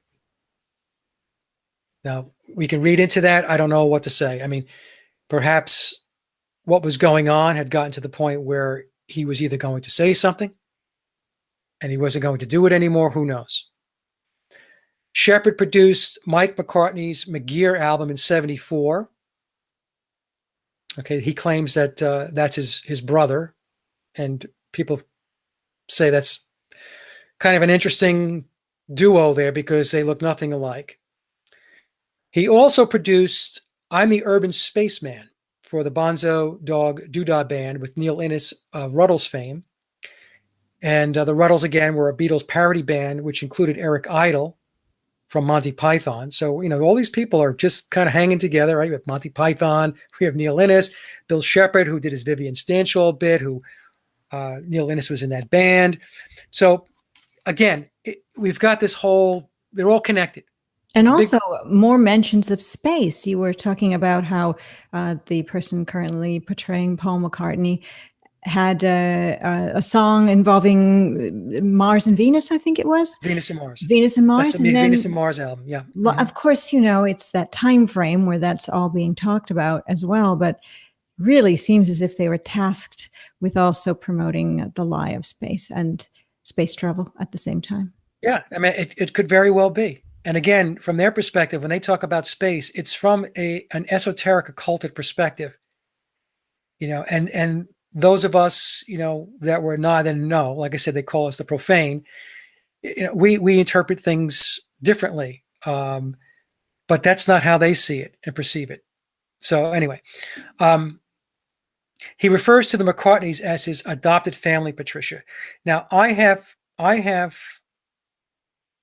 kind of put this out there. It's like, I don't know for sure, but it's possible that biological Paul's father, Jim McCartney, was a Freemason.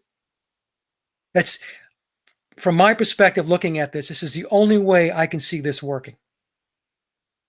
That there has to be some Masonic tie all around. Because to show up with some guy the day after your son is killed in a car crash and say, he's going to replace your son, what do you think? And that's just too weird. So there has to be something going on there where there's these ties. Now, on this slide here, I talk about whether he's William Campbell or not. In the book, he says he is not, his last name is not Campbell.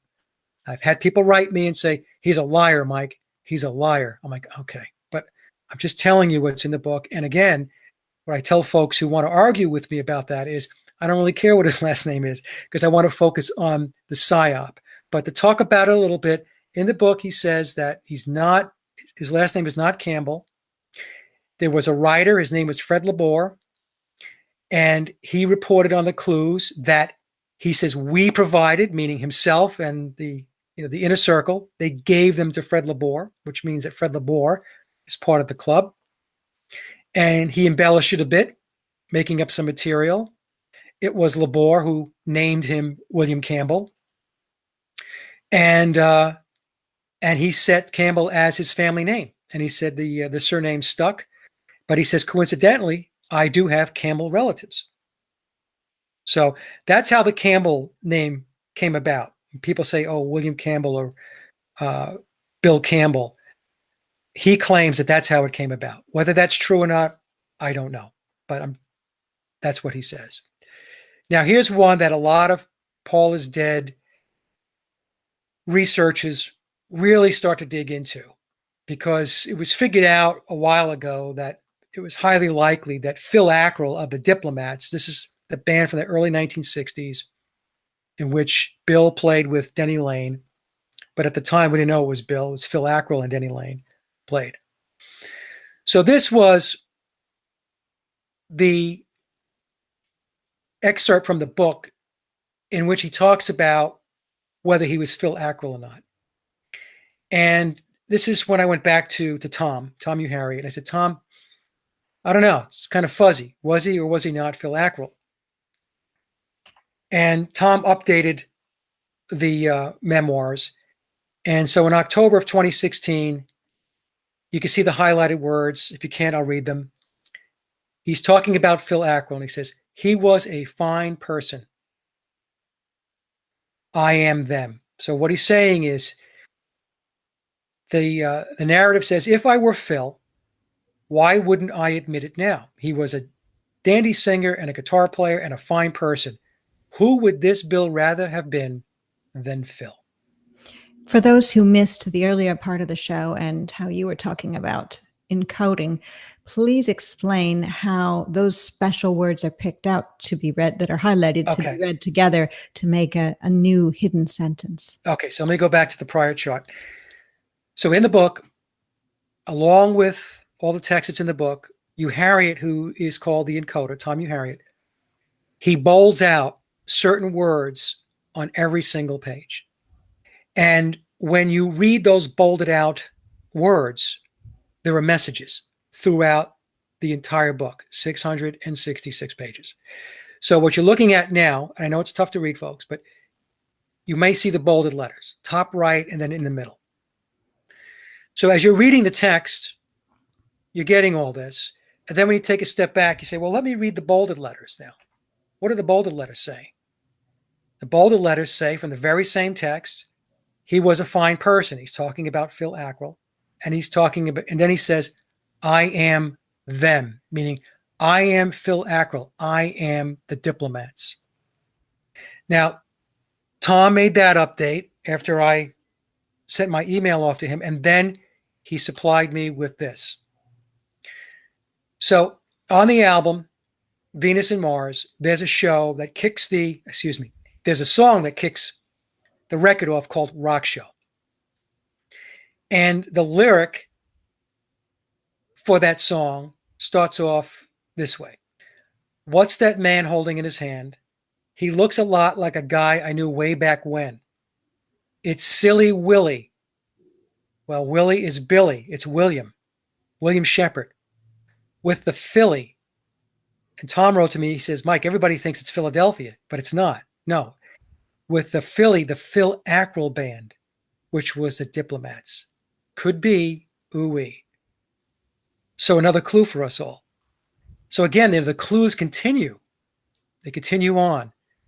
And that was a pretty good one, I have to admit. And I always loved that song. When I was a kid, I used to play it and sing it. And now I know what the song really means. All right, so let's take a look at Bill Sheppard as Phil Ackrill and Paul McCartney. Okay, so on the left, you've got Phil Ackrill from the early 1960s. Look at the right-hand side of that picture. Now, this might be difficult to see, but take a look at the eyebrows, the nose, the mouth, and the chin. And the eyebrows appear to be a bit surgically altered. In other words, they were lifted a little bit. But if you take a look at those two guys, those are the same guy. I don't know if you could say, Patricia, but take a look. Oh, I see it. And I can see it, but then there's that part of my mind that won't allow me to, you know? I know. But take a look at his nose. Look at the flare of his nose. Now, remember at this time now, it was at this point where he's having surgeries, right? So things are starting to tighten up a little bit, but you can still see it. The eyes were surgically altered to give him that kind of that, you know, that, what do you want, a droopy type of look that McCartney had? Puppy dog eyes or whatever we call them. But look at his nose. Look at the mouth. And look at the elongated chin. Yes, the chin definitely gives it away. It's a total different chin than the bio, Paul. And you're looking at probably a 10-year differential. Yes. The surgery in general, plastic surgery, we've all seen photos in all these tabloid magazines. Joan Rivers, plastic surgery gone wrong. The woman who made herself look like a lion. As you get older, a lot of times you either have to continue doing more plastic surgery and start looking more and more like a freak, or you stop and then you start looking horrible. Right. What about Paul McCartney now? Is he in a continual mode of having surgery? I think what's happening now is his skin, because of his age, has lost its elasticity. So all of the fillers and the surgical enhancements that he's had over time, it's not holding up as well. And I'll show you a picture of him today and how he looked when he was Vivian Stanshall, back also in the 60s. And you will see, I think, that there's a very close resemblance, especially between his son James and Vivian Stanshall. There's a very, very, very strong likeness. And before we get started into this, I want to just do this. Let me go to this chart because I think this will help people. Right now, he looks like a man who is in his 80s that's had some touch-up plastic surgery. Yes. And he's also wearing a hairpiece today. He's also wearing a wig today. That's not his real hair. To me, that just seems like somebody in Hollywood. I'll write it off as that. But then when you know the rest of the story, then you think, I see what's going on. Now, when we get into the whole transformation of how he looked as how Bill Sheppard really looks and how he was transformed into McCartney, people struggle with it. Like you just said, your mind is kind of fighting the comparison between Phil Ackrill and McCartney. Again, a 10-year difference in the pictures, but still your mind's like, I don't know. Take a look at Michael Jackson. Look at the top left-hand picture, then move to the right, then move to the right, then move to the bottom left picture, move to the right, and then the last picture on the right. This is what they can do with surgery. Now, I'm not saying he had good surgery. I'm just saying, if you look at those pictures, if you look at this, the second picture on the top row, and you compare it to the second picture on the bottom row, and if I said to you, those are the same people, and you didn't know who Michael Jackson was, most people would say, no way. That is not the same person. Nose is different, mouth is different, eyes are different, hair is different, chin is different, but they are the same person. And that's all the because only of thing surgery. the same is the voice. But of Yes. course, with Michael Jackson, he didn't have to become someone else aside from with the surgery. He was always Michael Jackson.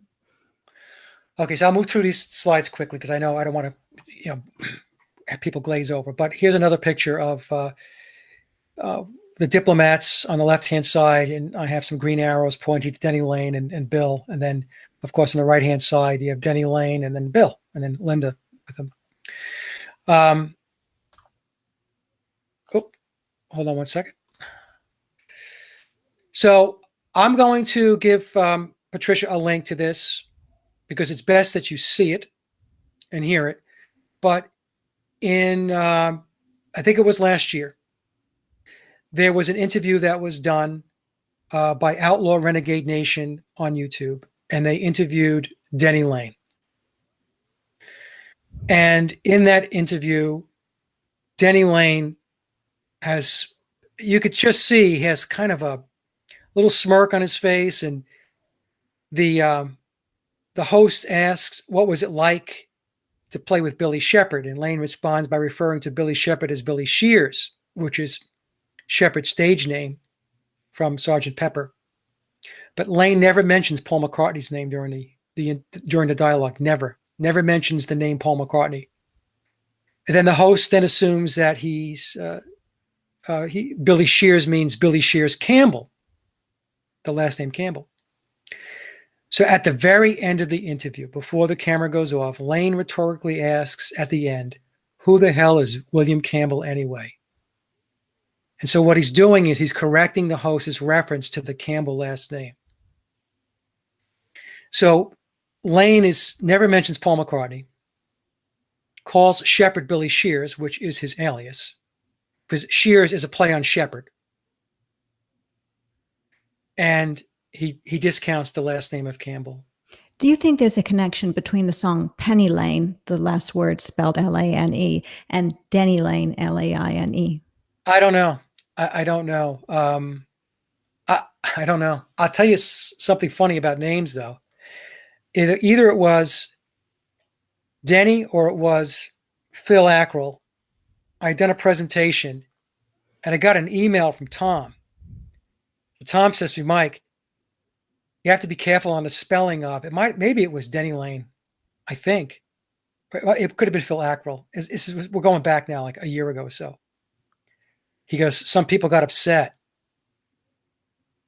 So I wrote him back and I said, well, if they got upset, Tom, don't have them go to you. They can come to me directly. And if I had a typo on a chart, which I don't think I did, I don't know. I went back, I looked at it. I'm like, I don't know. But in any case, maybe I did. But I never got a response back to my response back to him. So kind of interesting. So what that told me was that there are people listening that, well, I'm assuming they're probably getting a good chuckle out of it, quite honestly, right? Because it's 50 years later, and we're just now getting it. So this and the whole Apollo hoax, these are two huge things that happened in and around the same time frame. And I agree with you. There are some people out there that are, as the expression goes, laughing up their sleeve. Yeah. Oh yeah. Yeah. So, and they are listening and watching this stuff. They are. I mean, they're having fun watching, the profane, learn a little something. And they also know that the magnitude of the learning curve is incredible. And we're only going to just touch a smidgen of that information, and get bogged down with additional disinformation every which way we look, So that's why they don't lose any sleep over this stuff. All right, so let me just take you to this slide here. This is the one that people get all jammed up on. The evolution of Bill Sheppard. So on the left is Bill as Phil Ackrill. I just showed you that. Then you see him second from the left as Vivian Stanshall. This is him older now, okay? And then you see him second to the right with the glasses. That's the same guy as the guy in the center to the left of him. But he has changed drastically. His appearance has changed drastically. So you have this transformation within the Vivian Stanshall character that apparently nobody questioned, which I find absolutely phenomenal. Well, the time frame when there was the original Beatles with the, we all remember the very skinny suits and the skinny ties and the clean cut and the mop top. And then they moved through the period where they got more with the facial hair, the whole 70s thing, the paisley clothes. So the way that the hair was done and the clothes and the facial hair really helped distract so much from the actual face underneath it all. Yes, and especially with the Beatles, that's what they did. With Sgt. Pepper, they changed everything, the whole look. And they overloaded the senses. So they just didn't change Paul. They just didn't swap him out. They changed everything, the look of everything. But take a look at the transformed Stanshall with the glasses, and take a look at Paul on the right with the kind of the red jacket, and take a look at the similarities there. Now, what you have is Sheppard as McCartney on the far right with a wig on his head. It's a wig. All right. And they rounded out his face, and they did this with fillers. In the book, they also talk about the fact that he also uses latex. And I have proof of the latex with two videos I found. One is a rehearsal of Jet back in 1973, where the latex and the fillers kind of shift around on Bill when he's singing, and it kind of droops into the lower part of his neck. Very strange. I had a Halloween costume, and I've worn it back in 2015 on one of my shows. We called it Flatoween, and it was a Star Trek science officer in one of the blue vintage Star Trek original series uniforms. And I bought these special silicone latex ear pieces to glue on the top of my ear, and the special glue. I mean, this was the real Hollywood stuff to make my ear pointed like a Vulcan. And I couldn't do it. And my friend helping me couldn't do it either. I don't know what kind of makeup artist you would need to glue this on and have it stay on for a whole night or a whole recording session. There are fails when it comes to that stuff, for sure. And you can tell up close that you're wearing a prosthetic. And I have another video where in the 80s, he's interviewed by Bob Costas, and he puts his right hand up toward his temple, and he leaves it there for a second. Then when he pulls his hand away, the latex does not flex back. It basically leaves the imprint of his fingers on the side of his head. So his face was made of Play-Doh, essentially. It sounds weird, but I'm telling you, I have those two videos, and if you watch them, it's very clear. And in the book, he says plastic surgery, fillers, and latex. And when we talk about plastic surgery, folks, we're talking about we're talking about reconstructive surgery. And there's doctors then, and nurses and hospital staff who know about this. Yes. Yes. This is not a facelift. We're talking about reconstructive surgery and, like I said, fillers and latex. I mean, this is all out. This is all out. The healing process for real plastic surgery, if you look it up online, is months and months. It's not just, in the blink of an eye. It's bruising and stitches, and it's a mess. Well, that's why in the book he says that there were others that played the part of Paul. He's the one with the main contract. He's the one with the permanent contract. But there were others that stepped in here or there.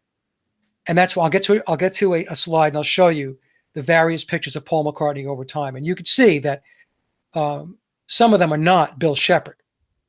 Okay, there are other players that page in and out, probably for some cameo appearances or whatever it may be. And I'm assuming that they stepped in because of times when he did have to go in for surgery, or he just needed a vacation. He needed a break from playing the character of Paul McCartney. Yeah, I can imagine the telephone call. Sorry, my eyes are black and blue and swollen shut, and I've got a bunch of scars and stitches and blood. Yeah. And so someone's got to be me for 3 months. Right. So there were others that paged in and out, but they did not have the long-term permanent contract like he had, and he's had it since 1967. Now, on this slide, quickly, again, this is Vivian Stanshall with his band, and you could see on the left and the right, that is the same guy, folks. That is not a different person on the right-hand side. It's the same guy, but it's after all the surgeries, and nobody picked up on this. I don't hear anybody ever talking about the fact that Vivian Stanshall went from this kind of this redheaded, kind of like this Scottish-looking guy to this more redheaded, effeminate-looking guy on the right-hand side. It was just this huge transformation. And the transformation that was taking place was he was doing double time. He was still doing the Viv Stanshall bit, and he was also playing Paul McCartney. Okay, so it just wasn't one thing or the other. He was doing both at the same time and other things. Okay, so now this chart here is just, just to kind of wrap it up, you could see if I superimpose those two faces, and I actually have a chart like that, but I didn't include it in this deck, you will see that it's a very close match. The only thing we see differently here is the nose, the flare of the nostrils on the left is because they weren't done with working with the nose yet. But you can see how the eyes are taking shape. You can see how the face is taking shape. Stanshall has, or Sheppard has thinner hair also. Everyone has the symmetry of their face is different. So one side is higher or one side is lower. One eye is bigger, one eye is smaller, some to a larger degree than others. My face is not symmetrical. But in this case, when you're looking, you do see the eyes of both men are different. So it looks like if this is indeed true, the surgery is still sort of in process. In process, right. So this is, so we don't know exactly when, the picture of Sheppard of Stanshall was taken, but it's in process. And we know that something took place because if we go back to the other picture, we could see here's Stanshall really before the surgeries. But what they did do is they started filling out his face, because here he is as Phil Ackrill. You could see, how he has that narrow jawline, long jawline. Here they started to round it out with fillers. And now we start to see this much more different look. They start to change the eyes. The nose actually is starting to look a little different from what we have here. So the transformation is taking place. Now, how it was done, I'll go through this quickly. I mentioned plastic surgery, fillers, and latex. He claims that he's spiritually connected to Paul. As I mentioned earlier in the presentation, it's referred to as Paulism. He claims that Paul influences and channels, and it's from the great beyond.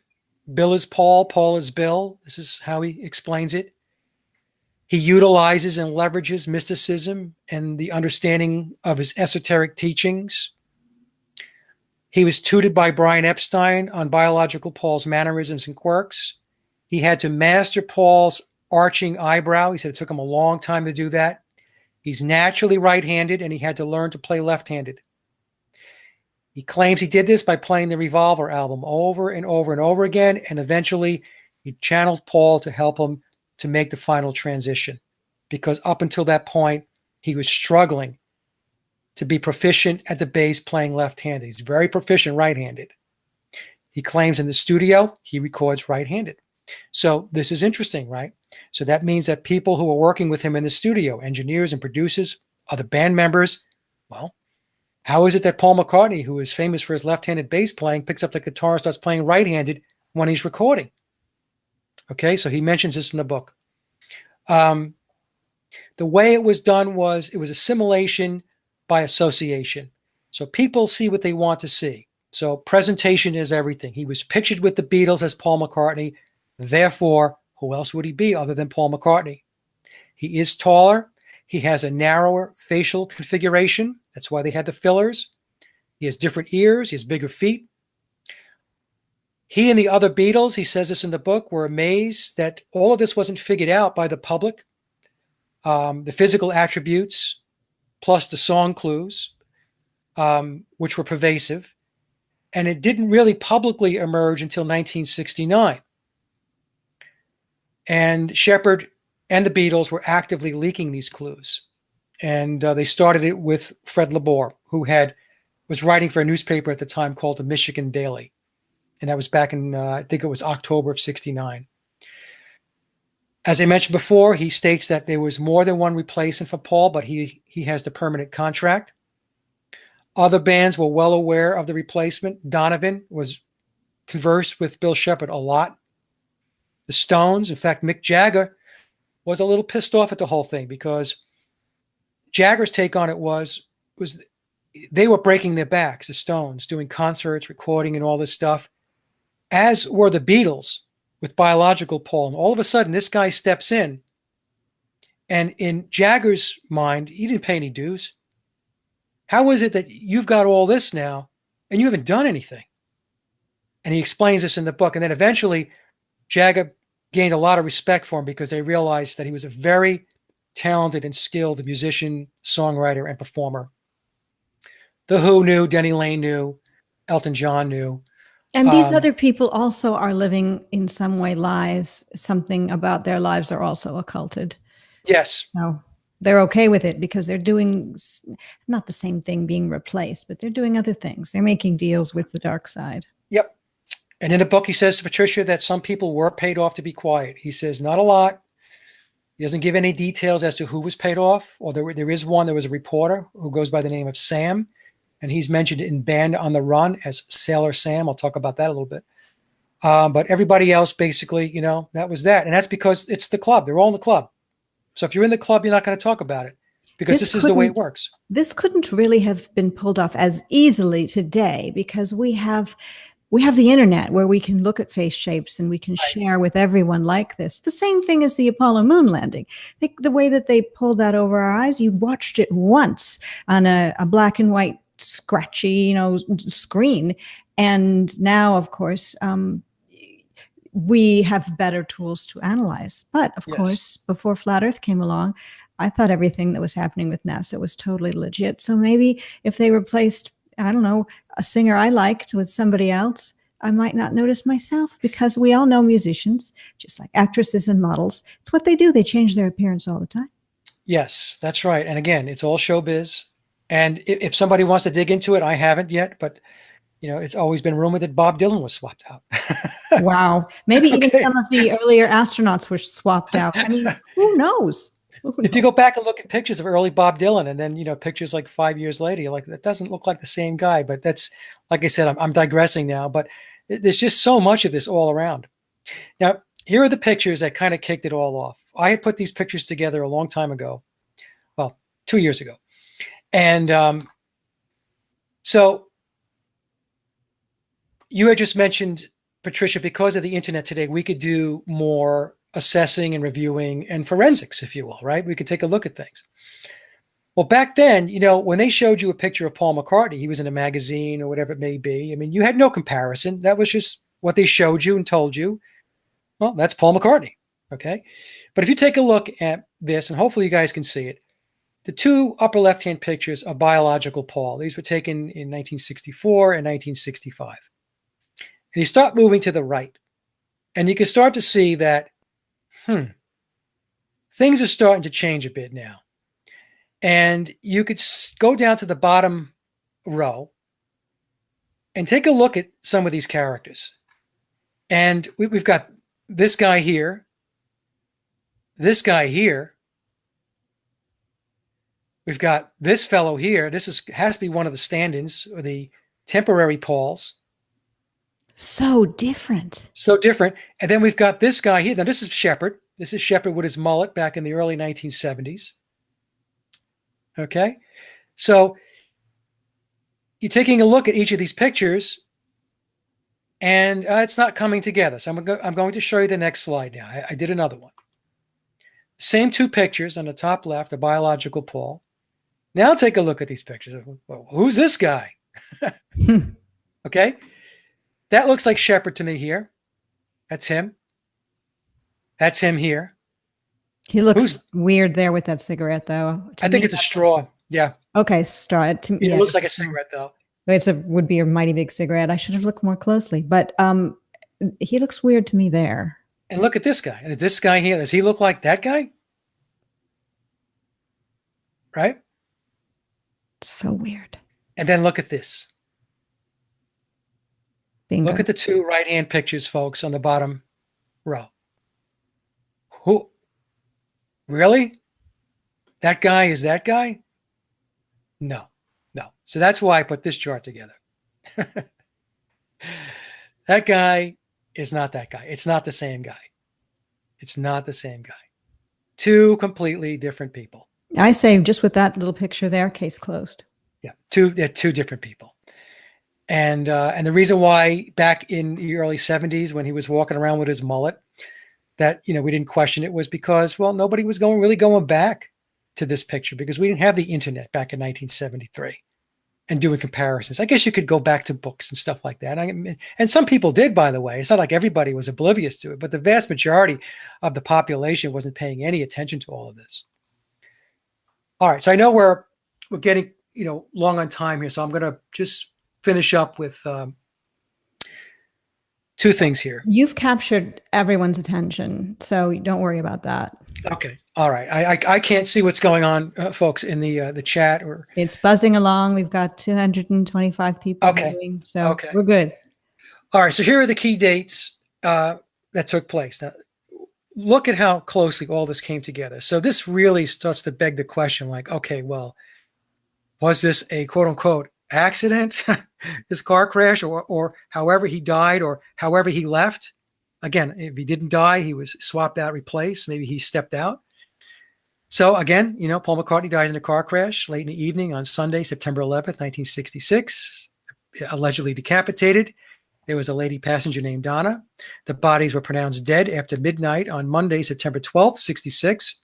The song Lady Madonna really is Mac Donna and contains the chronology and the days. So go back and listen to Lady Madonna. Brian Epstein meets Bill Sheppard on September 12th and brings him on board. Sheppard was known as Billy Pepper and was recording Mercy Beat albums, which included Beatle cover songs.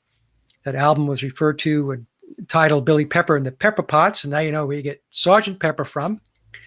Brian Epstein sends Lennon a telegram. Lennon was in Paris at the time. That was on Tuesday, September 13th of 1966. Donna's parents were notified of her death on Wednesday the 14th. Epstein introduces Sheppard to John on Friday, September 16th. This is 5 days after Paul dies, and that meeting takes place in Paris. I mentioned the song Lady Madonna. Now, Sheppard, before he's going to do all this, because everything in his life is going to change. He's going to undergo surgery. He's going to have fillers. He's going to have to walk around with latex, and things are just going to change. He can no longer live the life of Bill Sheppard. So he has to make it worth his while. He did not like the Beatles' love songs. Please, please me. I want to hold your hand. She loves you. Think of all the early Beatles stuff, going all the way up through Revolver, even though with Revolver, some of the songs started to shift. With Revolver, you had Tomorrow Never Knows, which is a psychedelic song that John Lennon wrote, right? But in the book, Sheppard absolutely loathed these songs. And so he wanted to take the band in a different direction.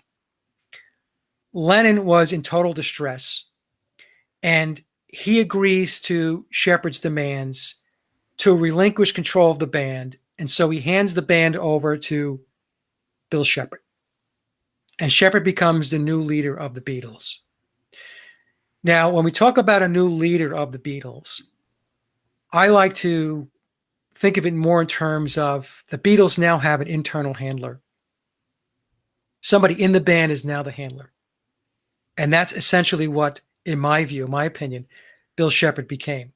He was in the band. He was an incredible creative force, but make no mistake about it, he was the guy that was in control. Sgt. Pepper is Sheppard's debut album. And interestingly enough, the song Sgt. Pepper, the title track, and Fixing a Hole were allegedly written by Sheppard and Beatle manager Mal Evans, and who I also believe was a handler. And Evans died in 1973 under very strange circumstances. And the story behind Mal Evans's death was that at the time he was carrying around a manuscript, a tell-all about the Beatles.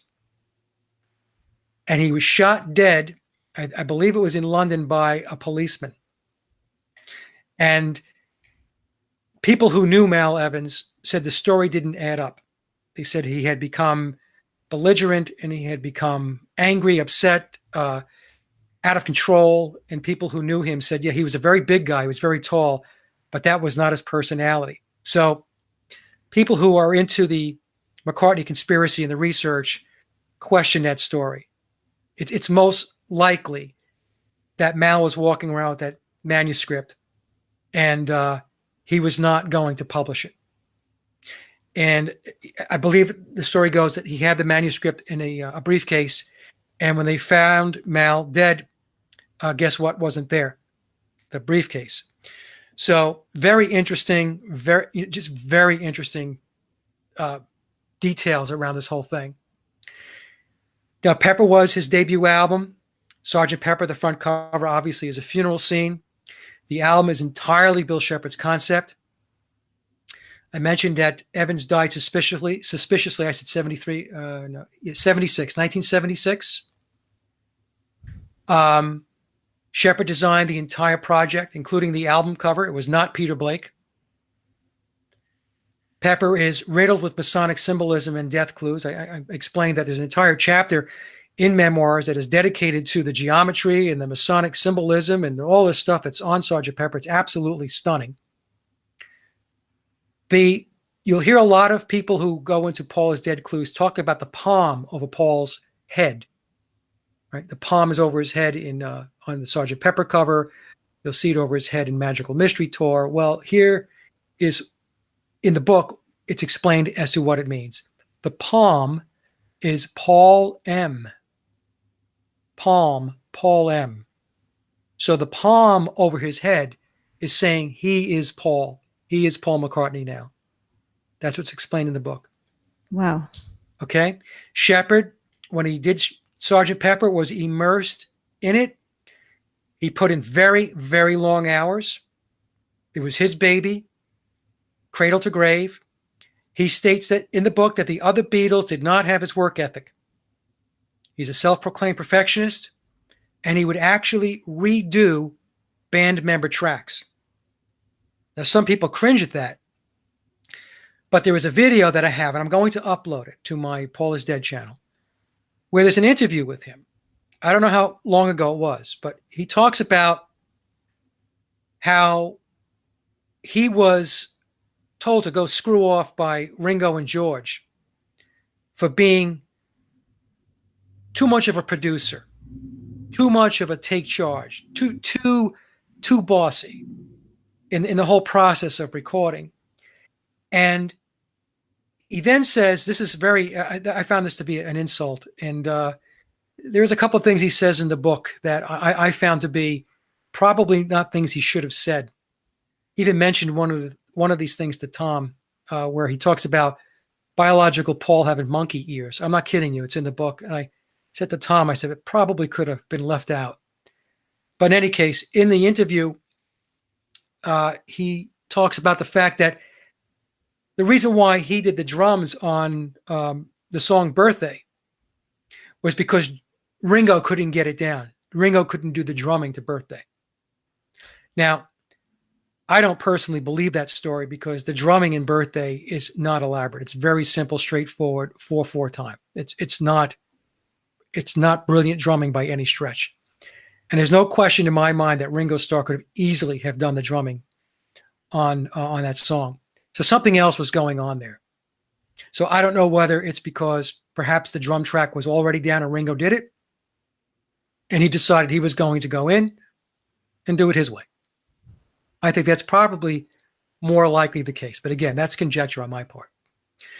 The relationship with the other Beatles was up and down. Lennon was particularly harsh and difficult at times with him.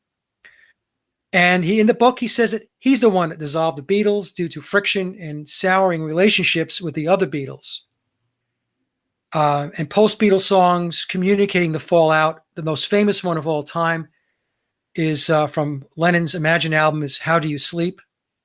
After you get done listening to this presentation or you read the memoirs of Billy Shears, go listen to that song and everything in that song will make sense to you. He, Sheppard, after listening to or hearing How Do You Sleep, which was a direct attack on Sheppard by Lennon, he released the song 3 Legs. My dog's got 3 legs. My dog's got 1 leg, but he can run. So he was alluding to the fact like, hey, I might be by myself, but I can do it. The song I'm the Greatest by Ringo Starr, which was actually written by John Lennon on Ringo's 1973 Ringo album. At the very end of that song, well, before we get to the end of the song, there's a lyric in the song that says, my name is Billy Shears. You know, it has been for so many years. So Ringo is telling us there that, you know, it's Billy Shears. And at the very end of that song, Ringo sings, I'm the greatest in this world, the next world, in any world.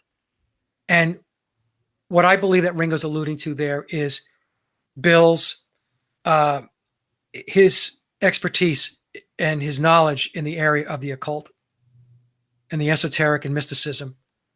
I'm the greatest in this world, the next world, any world. And that's at the very end of the song. Also, Ringo released a song called Back Off Boogaloo. Now, Boogaloo is a genre of Latin music, which was popular in the United States back in the 1960s. And in the book, Sheppard says he liked Boogaloo music. And the Beatles used to rib him and the other Beatles, and they would nickname him Boogaloo. So Ringo wrote the song Back Off Boogaloo. And if you take a look at the 45 sleeve of that record when it came out, on the sleeve is a picture of Frankenstein. What is Ringo telling us? Well, what is Frankenstein? Frankenstein is a creation, right? So what Ringo is telling us in Back Off Boogaloo, Back Off Bill Sheppard, and that sleeve with Frankenstein on it, by the way, with like handcuffs, I believe, like broken handcuffs on his hands, meaning, you know, he's handcuffed to this whole Paul McCartney thing now. Yeah, his hands are tied. Your hands are tied. You're stuck with this now. You're stuck with this. Okay? So there are clues all over the place. Now, before Sgt. Pepper, we were all given a clue. I was probably too young for this, but that looks like artwork on that particular thing you're showing from the artist famous at the time named Peter Max. I don't know. Yeah, it could be Patricia. I don't know, but let me tell you something about this album. This was the very first clue that was handed out that biological Paul was no longer with us. This is an album, a Beatle album that's called A Collection of Oldies. But looking at that album cover, you don't see the Beatles. You see this man on the front cover, dressed in very psychedelic 1960s attire.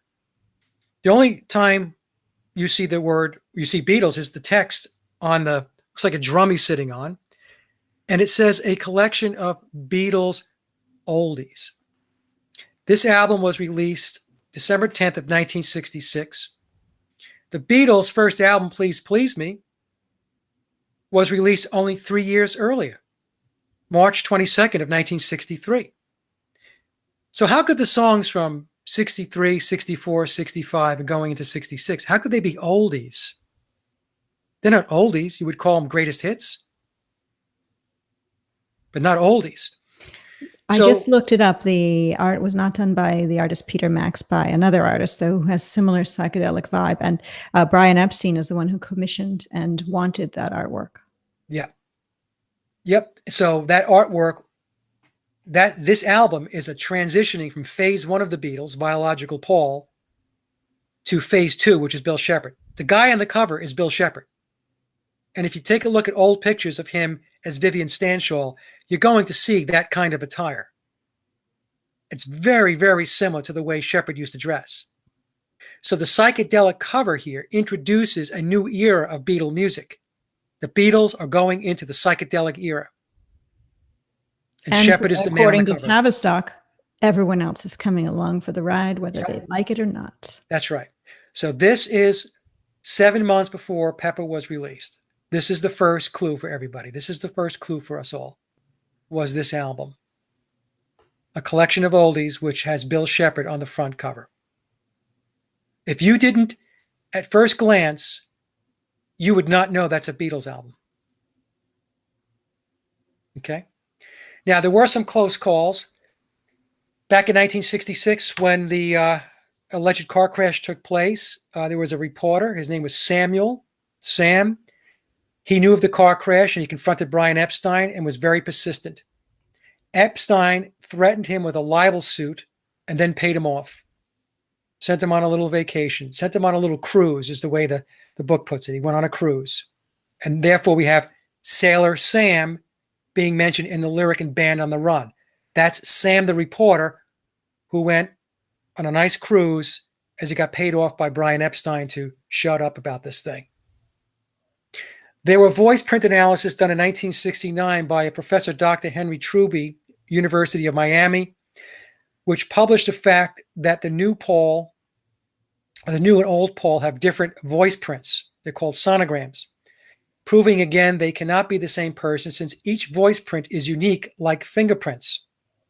He compared Yesterday versus Penny Lane and Yesterday versus Hey Jude, and it was published in Life magazine. And it went absolutely nowhere. Nobody cared. But he proved that there were two different singers on two different songs that were two different people than biological Paul. I heard that the replacement Paul, or Fall, as some call him, fake Paul, the current Paul McCartney, was accused of having a out-of-wedlock love child.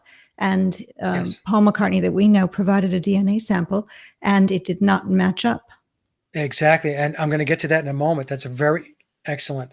You've done your homework, Patricia.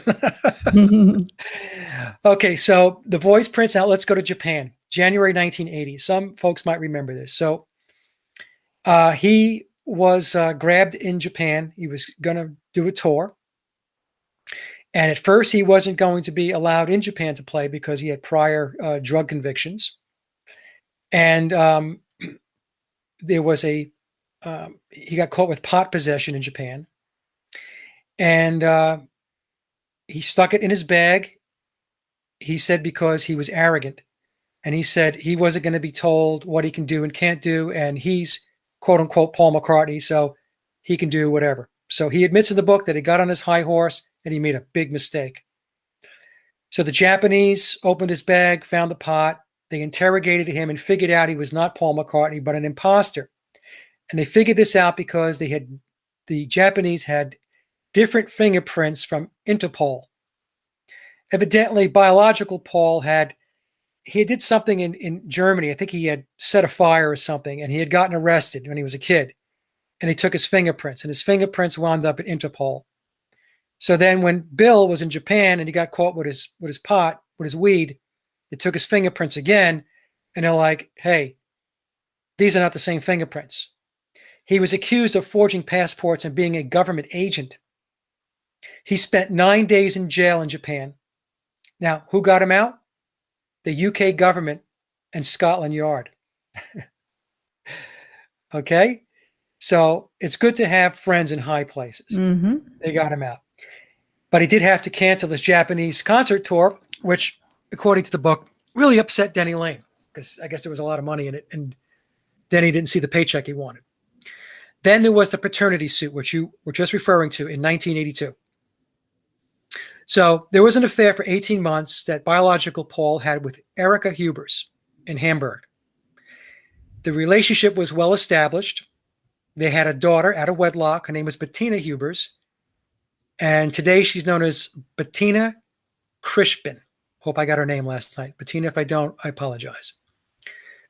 Child support was paid by biological Paul and by Sheppard, playing the character as Paul due to contractual child support obligations. So he was contractually obligated to continue those payments. At a certain point, he didn't have to make those payments anymore. It's like in the United States, in most states, you don't have to pay child support after a child turns 18. You can just stop. If you want to continue, that's fine. That's your call. But in most states, 18, you don't have to pay child support anymore. Well, the mother took McCartney to court stating that he owes more than child support because of all the fame and fortune, and it's his child. So Sheppard submitted DNA, which of course did not match. Sheppard was accused by Erica Hubers of sending an imposter for the DNA sample. Okay, so things started to get really sticky here. Then they analyzed signatures. And he had signed a document. This is how, if I recall this, he signed a document. The mother, Erica Hubers, knew Paul, biological Paul's signature, and said, that's not his signature.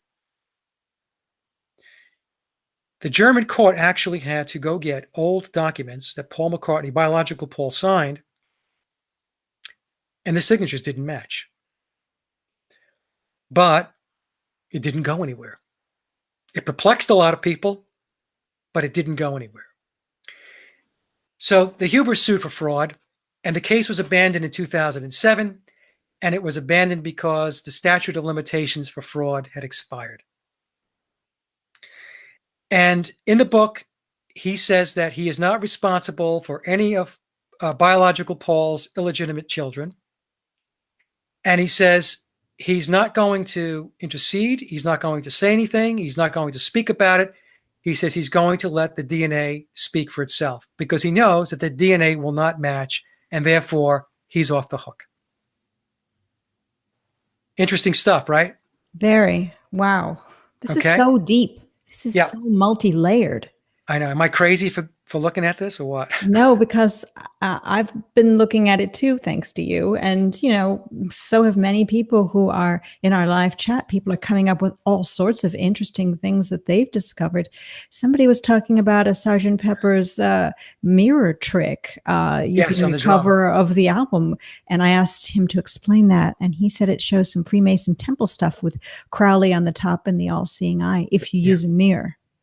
Yeah, and it's all kinds of stuff on the Sgt. Pepper album. I mean, the Sgt. Pepper album is like filled with Masonic symbolism, filled with it. All right, so let me just, I know folks are going to want to hear some more of these clues, Patricia, and I don't want to keep you here all night. Virtually every Beatles song, according to Sheppard, starting with Pepper, has to do with the death of Paul McCartney. Backmasking of lyrics, double meaning of lyrics. Some of the songs, some people may know, Strawberry Fields, While My Guitar Gently Weeps. This is George Harrison actually singing about Sheppard. Let It Be. I actually did a backmasking of Let It Be. I put it up on my alternate YouTube channel. And I did it based upon reading the book. He said, this is what they did. And I'm like, well, let me check it out. Let me go validate it. Lo and behold, it was there. Glass Onion, I'm So Tired, A Day in the Life, Hey Bulldog, Revolution Number 9, All You Need Is Love, and on and on and on and on and on. So if you read the book, he goes through many, many, many, many, many songs, and he talks about them. The company, Apple Corps, is a play on words, a Paul corpse, Apple corpse, Apple Corps, a Paul corpse. Oh, wow. There is a video of from John's Imagine album where he and George Harrison is sitting down for lunch, and Yoko Ono is there kind of serving tea and stuff like that. And the conversation between George and John talks about Beatle Bill and Beatle Ed. So we don't know who Beatle Ed is. Beatle Ed may be one of those others that has filled in here and there, but it's probably suffice to say that Beatle Bill is Sheppard. McCartney was introduced as William in a recording studio scene from his movie Give My Regards to Broad Street in 1984. Now, this can be easily found on YouTube. I have it on my Paul is Dead channel that I've dedicated. If you go to the playlist, you'll see that video. So he's introduced as William. George Harrison in a scene from the documentary Living in the Material World. This is Martin Scorsese's documentary he did about George, dated 2011. There's a scene toward the latter part of, it's like a 3-hour documentary, where George is sitting on a couch and Bill comes in, and they're going to do some recording together. And George welcomes McCartney by calling him William and says, "Hello, William." And Bill leans down and gives George a hug and says, "It's good to see you again, George." Dana Carvey, in an interview, recalling the first time that he met McCartney, and in that interview, now I don't think this interview ever went anywhere. I think it was something that was going to be made and it didn't get made. I could be wrong, but this is my understanding. And in the interview, he slips up and he refers to him as Billy. Okay, and you can find that on my playlist on my Paul is Dead YouTube channel. There's a scene of McCartney playing right-handed on the Beatles anthology, DVD disc number 7, 50 minutes in. The video was mirrored, which means it was flipped. So he was playing left-handed, and then they flipped it in the documentary, in the anthology. And they do this as a wink and a nod. This is another clue for us. So now we have a scene of him playing right-handed. Sheppard brings this up in the book, and he talks about it. He says he knows it was done, but he said at that point, he just simply did not care. I have a video of McCartney playing drums right-handed. Very well, I might add. I mentioned the video of McCartney playing the trumpet in New Orleans. So all of a sudden, like I said, we have Paul McCartney. He could play trumpet. I spoke about the video of McCartney rehearsing Jet, where his latex sags into his neck. The interview with Bob Costas, where the latex leaves an impression by his right temple area when he takes his hand away. I'll show you some pictures in a second where Sheppard's son James looks very much like Vivian Stanshall. And Sheppard, of course, points this out in the book. He says that his son actually looks very much the way he really looks before all of the surgeries. And I spoke to you guys about the Denny Laine interview where Denny pretty much spills the beans in a very, it's somewhat cryptic. It's really, you have to watch it and see that he really is spilling the beans. And then there is a video out there where George Harrison does an Australian interview and he says fall like 3 times within 3 minutes. That's a hoax.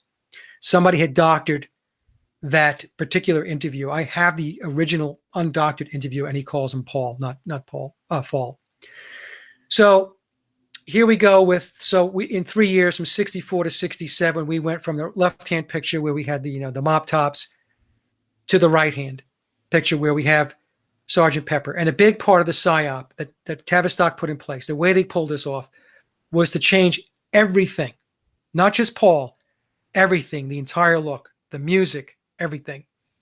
And what this does is this overloads the senses and it masks the McCartney swap.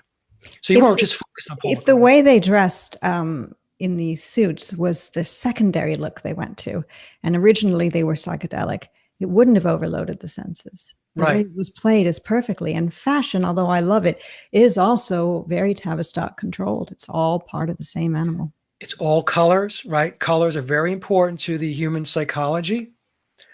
It's all psychedelic, and all the Beatles are very different, So when you looked at Paul McCartney, you would say from 64 to 67, let's say you're looking at the Sgt. Pepper album and you're thinking to yourself, wow, he looks really different. But then you look at John, you go, well, John looks different too. And look at George. And look at Ringo. So everything now is looking different. That's how they pulled it off. That was a big part of how they pulled it off. Now, I'm going to show you guys some pictures, and I'm going to show you why Bill Sheppard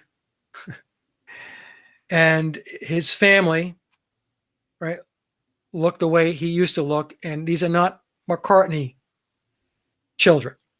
Okay, these are Bill Sheppard children. So here's Bill Sheppard and James McCartney. Take a look at the face. Now, James looks very much like his dad. His dad, of course, is on the left.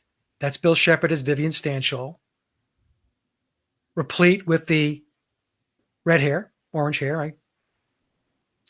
And take a look down at the bottom right. I have a little picture of Linda, because somebody might say, well, the nose is a little different.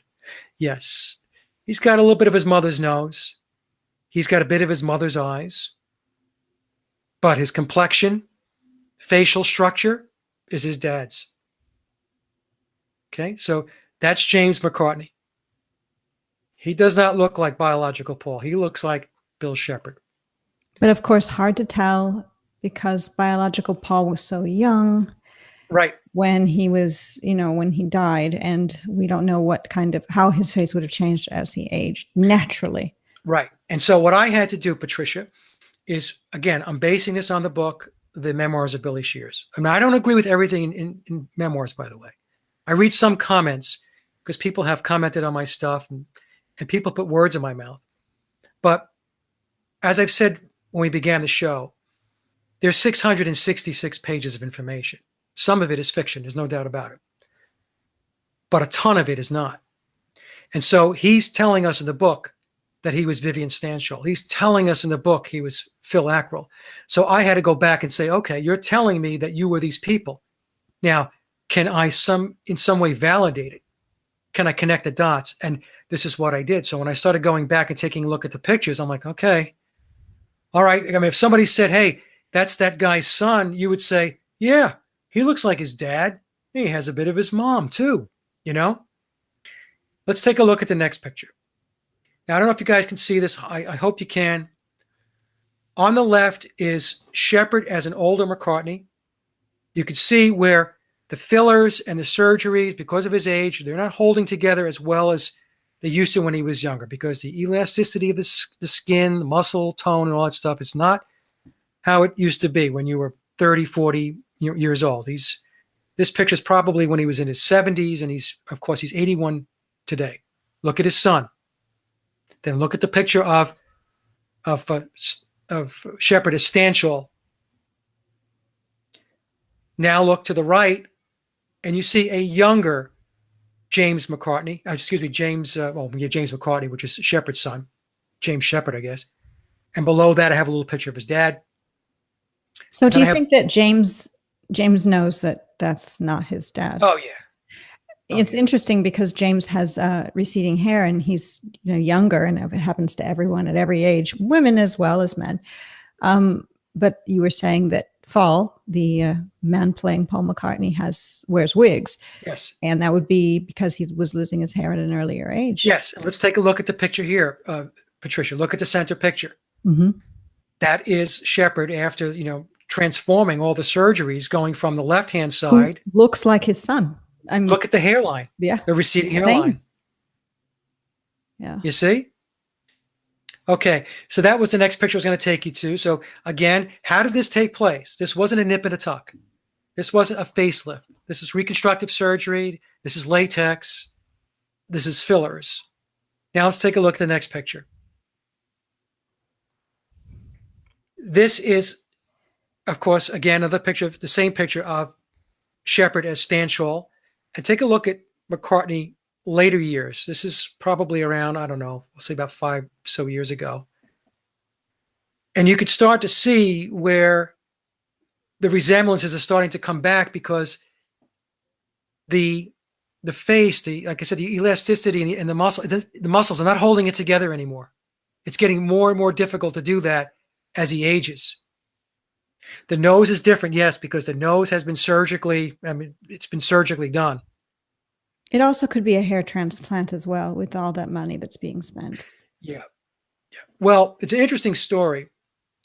I remember reading a story where Heather Mills, when he was married to Heather, who, by the way, right, she said that he has secrets, and she was paid off $50 million when they settled that divorce settlement. I think it was back in 2008.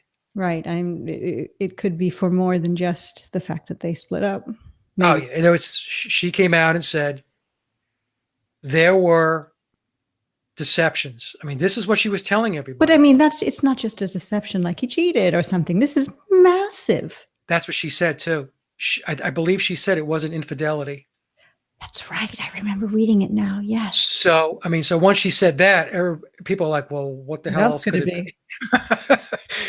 So you're looking at this picture now, and, just look at the eyes, right? Look at the facial structure. He's got that weird chin thing going on because he's had all those fillers and stuff, but, that's him.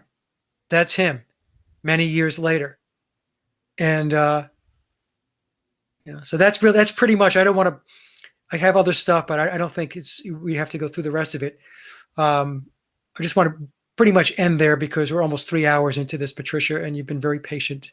Oh, no, it's not patient. I'm fascinated, as is our live chat. So I think anyone watching this at a later date would say the same thing. Yeah. So the summary is biological Paul was Beatle Paul. Remember this, folks, for only 2.5 years. The real Paul was only in the picture for 2.5 years. March of 63. I'm just starting with their albums. I know they went back to Hamburg. I'm talking about when they hit the big time. 63 until September of 66. Right? He died or replaced on or about September 11, 66. As I mentioned earlier, some researchers like Tina Foster, a great researcher, thinks it was August. Some believe it was November. The book says September, but it doesn't matter. The guy was swapped out. Whether he died or he just stepped out, again, doesn't matter. Think in terms of what took place. One of the most famous musicians and entertainers of the time, at the peak of their popularity, was replaced. And nobody noticed. And it's been going on for 50 plus years. He was replaced by a Freemason. He calls himself Bill Sheppard. If you want to replace Sheppard with Campbell, be my guest. Sears, Jones, Smith, doesn't matter. But he was replaced by this very high-ranking Freemason. The Beatles were and are a product of Tavistock. And a lot of people will have a lot of trouble with that. But that's it. That's the truth. They are a product of Tavistock. The Beatles are cloaked and soaked in Masonic deception and ritual. In my view, I think this whole thing is a deception. Regardless of how Bill tries to portray it in the book, it's all showbiz and everything else. It's disheartening. And from somebody who was as much into the Beatles as I was, and I still love Beatle music, but I have to tell you that this research has put a different perspective on my view of the Beatles. It's no longer this picture of a band that was organic, super talented, super creative. Not to say they weren't talented and creative, but you know what? As a Tavistock product, they got a lot of help. A lot of help. And which includes being teamed with George Martin. And which means having state-of-the-art recording facilities at the time. Which means George Martin playing keyboards on many of the earlier pieces before Sheppard showed up and started playing on Pepper in 67. Okay, so the imposter, Bill Sheppard, has been playing the character of Paul McCartney for over 50 years. Biological Paul, 2.5. Bill, 50 plus years.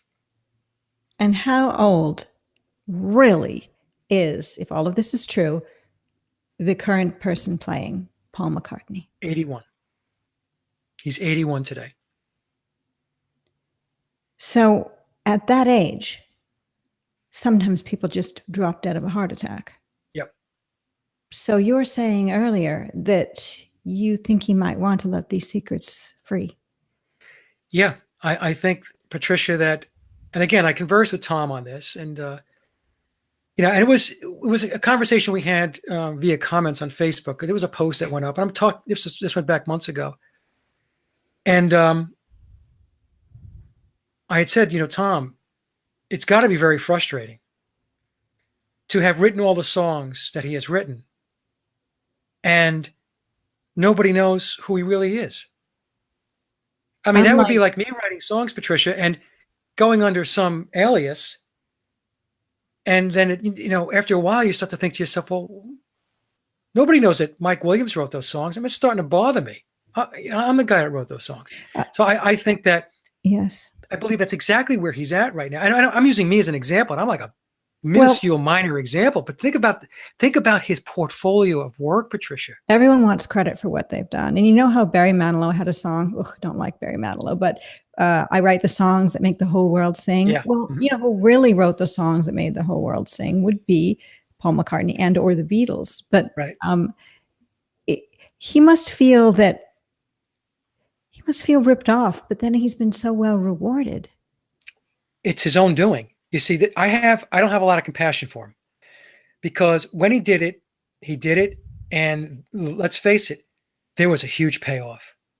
Huge payoff. Now, it almost didn't work, okay? And I think Tavistock was watching, and they're thinking, well, we might not be able to pull this off, but if we do, I mean, this is going to be amazing. Because but we haven't really touched on, with Tavistock's involvement, the actual purpose for this. Was it to get people into sex, drugs, rock and roll, distract them from the realities of the world, and change the way our morals and values are? Or more than that even? It was to introduce the psychedelic era. It was to introduce drugs into the culture, in particular LSD. It is social engineering.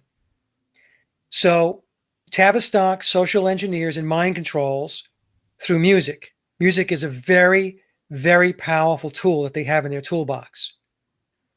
So the Beatles, when they first came on board as a Tavistock project, they took it from the 1950s, Elvis and all that stuff, to we've got these mop tops and we've got these crazed young girls. They were really the first boy band when you think about it. And they were introduced. Some of the crazed girls at Elvis concerts and early Beatles concerts were brought in by bus to do the screaming and ripping off of their bras and all of that. And in the beginning, some of them were paid, and that was to be able to create the demand. And then after a while, what happened was they didn't have to do that anymore. It caught on. You see the psychology of that? Yes. So all of a sudden, you didn't have to pay anybody anymore. You didn't have to bus people in anymore. They just showed up and screamed and carried on like a bunch of lunatics, right? So that's the Beatles brought that in. The Beatles brought in, started changing the dress, the hair, and all that. And then come 1967, the Summer of Love, boom, you've got the drug culture and you've got the psychedelic era. And that's what they did with the Beatles. That was the purpose. And I think from a Tavistock perspective, this is a monumental win, beyond probably anybody's wildest dreams at Tavistock, that they have been able to do what they have done with the Beatles for as long as they have been able to do it. A lot of people feel things like LSD, acid, can, and I'm not saying I do, I'm just saying some people feel they can bring your mind to another realm and give you insight and ideas that are positive. Yes. So if that were indeed true, then why would Tavistock want this unless they know for sure that LSD is completely bringing you into a very negative realm, and that's where they want people? LSD, those types of drugs, you have to know how to use them. And they're made in a lab too. They're not natural. And they're made in a lab, right. So, when they're rolling out LSD, they're not teaching people how to microdose, right? So today, the elites, and I read an article where a lot of the brain trust in Silicon Valley, they microdose LSD, which enhances their creativity. It enhances their imagination. It just opens up all of these other channels. But the thing is, they're using it and dosing in a very specific, controlled manner.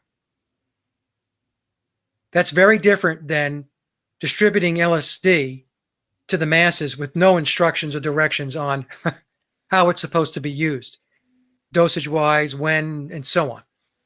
And I mean, it's well documented that people who have taken LSD have had very, very bad trips. And so they were experimenting with it. I think that it's very possible that they were just putting it out there. Hey, let's just see what happens. Yeah. Let's see what happens to human behavior. Right. Let's see what happens to human psychology. Yeah, if when they're running around and they're all dropping acid. Let's see what happens, because this, Patricia, right, as well as anybody. They look at us as like lab rats. We're guinea pigs. And also amusement, I think, too. They want to control us and manipulate us. Yeah. and create in us a desire to buy certain things and everything that we do, all of the ways that we are, even with the internet right now, Facebook and YouTube and everything, we are programmed. Our data is collected and we are directed to shop in certain ways by what comes up on our screen, and we follow along. But I think in all of this, they get us to do, like a good doggy, what they want, but also it gives them some amusement. I picture them sitting at a giant chessboard, and we're the pawns, and they're moving us around, and they are amused. Yeah, they have a completely different way of life than we do. They have different priorities, different lifestyles, everything is different. Everything is different. You know, if you go to England, right, you have the royal family, and everybody else is known as a commoner or subject. I mean, just sit back for a second and put that into perspective. You're a commoner or you are a subject, you know? So this is how they think, and this is how they operate. They don't lose any sleep over us. If people die from drug overdoses because of programs that they have initiated and they've put out there, they don't care. They do not care. You know? So this is what we're up against. And like I said, for a lot of people, I have not run into one person yet who has read the book. And a lot of people have read the book. They've gotten back to me who said, oh, that's just an inspiring book. It's so uplifting that Bill wrote. Everybody views it as dark. There are a lot of dark elements to it. It's not everything is dark about it, but you get into some of this stuff, whether it's fiction or nonfiction, you're like, wow. I mean, this is not uplifting material. But he thinks it is, apparently. So, that just tells you. What if we're wrong? And the Beatles conspired to do this a long time ago, to put out these little Easter eggs for us to find, to make themselves more popular, because mysteriousness breeds popularity. And, here we are talking about them right now. Yeah. Maybe Paul McCartney is original Paul. Maybe we're fools. And maybe the elites are laughing at us anyway. Well, I could tell you that their record sales did increase significantly when the rumors came out. Okay. So from a marketing perspective, it was very good marketing. It was a very good ploy. But nobody today will ever convince me that the guy there today is biological Paul, based upon all the work and the research I've done, Patricia. I just don't buy it. George Harrison, there was no love lost between Bill and George. And there's a lot of interviews in the 1980s where George really was very snide and didn't have a lot of nice things to say about Paul McCartney. And that seems like a very, very odd relationship, a way to conduct your relationship if you were supposedly childhood friends. McCartney, the way the story goes, was the one that introduced George into the band by having George play for John, because it was John's band at the time. John was the leader before it was the Beatles. So, George, there was a lot of animosity there, and it didn't really get better until the 90s when they did the anthology documentary. Some of the songs that Lennon wrote, like "How Do You Sleep?" I mean, that's just punching him in the face. Yes, that's true. Everyone needs to go look at the "How Do You Sleep" lyrics. Yeah, just take a look at them. So I don't know. Like I said, I used to believe it was a marketing ploy. I used to think that it was a way to it's just kind of tongue in cheek. It's those kind of clever, witty Beatles doing their thing. They're just so clever, and I lived with that for a long time and believing that. And when I read the book, I had to go back and relook. And so today, like I said, the guy today is not the guy that was originally there. Thinking it's a marketing ploy might be akin in Flat Earth to thinking that, we didn't really go to the moon originally because it was a space race and we had to pretend so we could beat the Russians, but then we did later. It's like this safe little conspiracy to get to, so you don't look at anything deeper. Yeah, what it is people like to rationalize. People don't like their bubble burst. They don't like, to have their world turned upside down. there are certain things that you're very close to. I mean, look, I want my world turned upside down. Weirdly enough, I love this stuff. I'm not sure that any of the things we speak about are indeed 100% truth, but I know there's so much truth to them. And it makes me so happy to look at all these details and uncover all of these horrible things, because it's so much better. You feel cleansed by being closer to the truth. Well, when you think in terms of even, like the flat earth stuff, and, a lot of people, they have lived their entire lives studying the heliocentric model or watching it or watching movies and stuff like that. And they have it's almost a romance with it. And I'm not picking on the heliocentrists, okay? So if you guys are out there and you're heliocentrists and you're listening to this, I'm not picking on you. I personally don't care whether you believe in the heliocentric model or the geocentric model. I personally do not care. But the thing is, we have affinities for things. And it's like with this whole thing with the Beatles. A lot of people have an affinity for the Beatles. It's like, I want to believe Santa's real when you're a child. Yeah. And you still pretend, even if you know it was it's like, hey, you mean Superman's not real? There's no Cape Crusader, And as a kid, when you learn these things, at first you're kind of devastated by it, right? You're like, oh, are you kidding me? But you get over it. And that's how I look at this stuff. You learn it, you research it, you have to get to a point where you're like, okay, it's not what I thought it was. It's time to move on and move through it. So this has been wonderfully enjoyable, even if it's a very sad and very cryptic topic.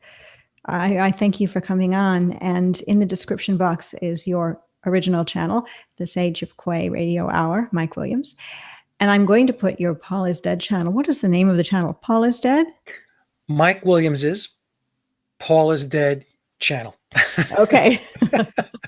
It's not the best name, but I figured it was probably the best way to get people to pick up on it. It is, because they'll know who you are and what the topic is, most definitely. And I'm going to put a link to the book. Could you give us the title of the book one more time? I'm going to get my hands on that book.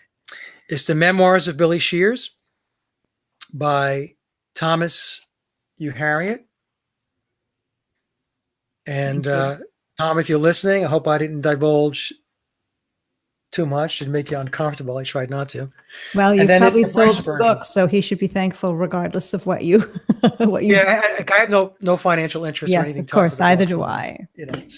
But they are excellent books to read. And if you're a Beatle fan and you're into this stuff, and I mean, you won't be disappointed. I promise you will not be disappointed. Off topic when it comes to conspiracy. Let's pretend it's back in the day when you just thought the Beatles were the Beatles and you loved them. Favorite song or favorite album? Oh, I hate when people ask me that question. People ask me about the Smiths, and I can't answer it because it's all time and place, and it all depends on you and where you were during the time an album or a song came out. Yeah, no, that's a good question. So I will answer the question. I would say that Strawberry Fields Forever was always a song when I listened to it, which is very fascinating to me. And to this day, I could still play Strawberry Fields Forever and still be very, very engaged with the song. I just love the song. Now, there's many other songs too that I love, but there's something about Strawberry Fields Forever. And it's probably something that Tavistock put into the song to make sure you have that affinity for it. But in any case, I love Strawberry Fields Forever. My favorite album is Abbey Road. And I think Abbey Road is a masterpiece from the songwriting and the production. Just a brilliant album. And of course, other Beatle albums were great too. And but there's just something about Abbey Road. I think that the first song, I should say, the first track, Come Together, is probably one of the best and coolest songs that John Lennon ever wrote. And of course, it's got the replacement Fall on the front barefoot. So that's another element added on top. Yeah, with his ridiculous explanation on the David Letterman show. He said he was barefoot. If folks had listened to this, hadn't heard this, he was on Letterman in 2009, and they started talking about this whole Paul is Dead thing, which, by the way, came out after an article that was supposed to have been published in Wired Italia, an Italian edition of the U.S. magazine Wired, where Gabriella Carlisi, who was a forensic pathologist, and Francesco Gavazzini is an expert in computer analysis. They took a look at Paul, and their goal was to put to bed finally that biological Paul, the original Paul McCartney, is still the original Paul McCartney, and there was no replacement. And when they did the work, they did not come to that conclusion. The forensics and the analysis showed that they are different people. It was after this that Bill went on Letterman and explained that the reason why he took his shoes off to walk across Abbey Road was because it was so hot that day that he flipped his sandals off and he walked across the blistering hot pavement in his bare feet. Now, because that's what people do when they're wearing a suit. Exactly. It makes no sense whatsoever. You would not walk barefoot on very hot pavement. Your feet will burn. Or just in a city in general, unless you're drunk. It just came up with that ridiculous, right, way of explaining it, and it just fell flat. I don't think I think he did himself more harm than good with that one. Well, it sounds like when anybody is asked spur of the moment questions, any of the astronauts like Scott Kelly asking what those bubbles in space are, and he recently, anyway, claimed it was paint flecks. Just one of those, like, are you kidding me? I know. Yeah. And that's the thing. You got to put your thinking cap on, and think in terms of what's a reasonable explanation. If it looks like bubbles, it's probably bubbles. And if the guy's barefoot on an album cover, they probably meant it to be that way. Exactly. That's right. Well, thank you so much for being here. I've really enjoyed it. Boy, we've talked to each other a lot on a wide variety of subjects. Yes. I wonder what we'll talk about next. Who knows? Hopefully something cool. We could do a show on reincarnation and past life regression. Oh my gosh, that would be interesting. Yes. Yeah. All right. Thank you, Patricia. Thank you so much. All right. It's Mike Williams. I'm Patricia Steere. This has been episode number, I can't even remember, of Flat Earth and Other Hot Potatoes, 225, the P.I.D. show, the Paul is Dead show, or Paul is Dead and Other Hot Potatoes. Hope you've enjoyed it, and keep it flat.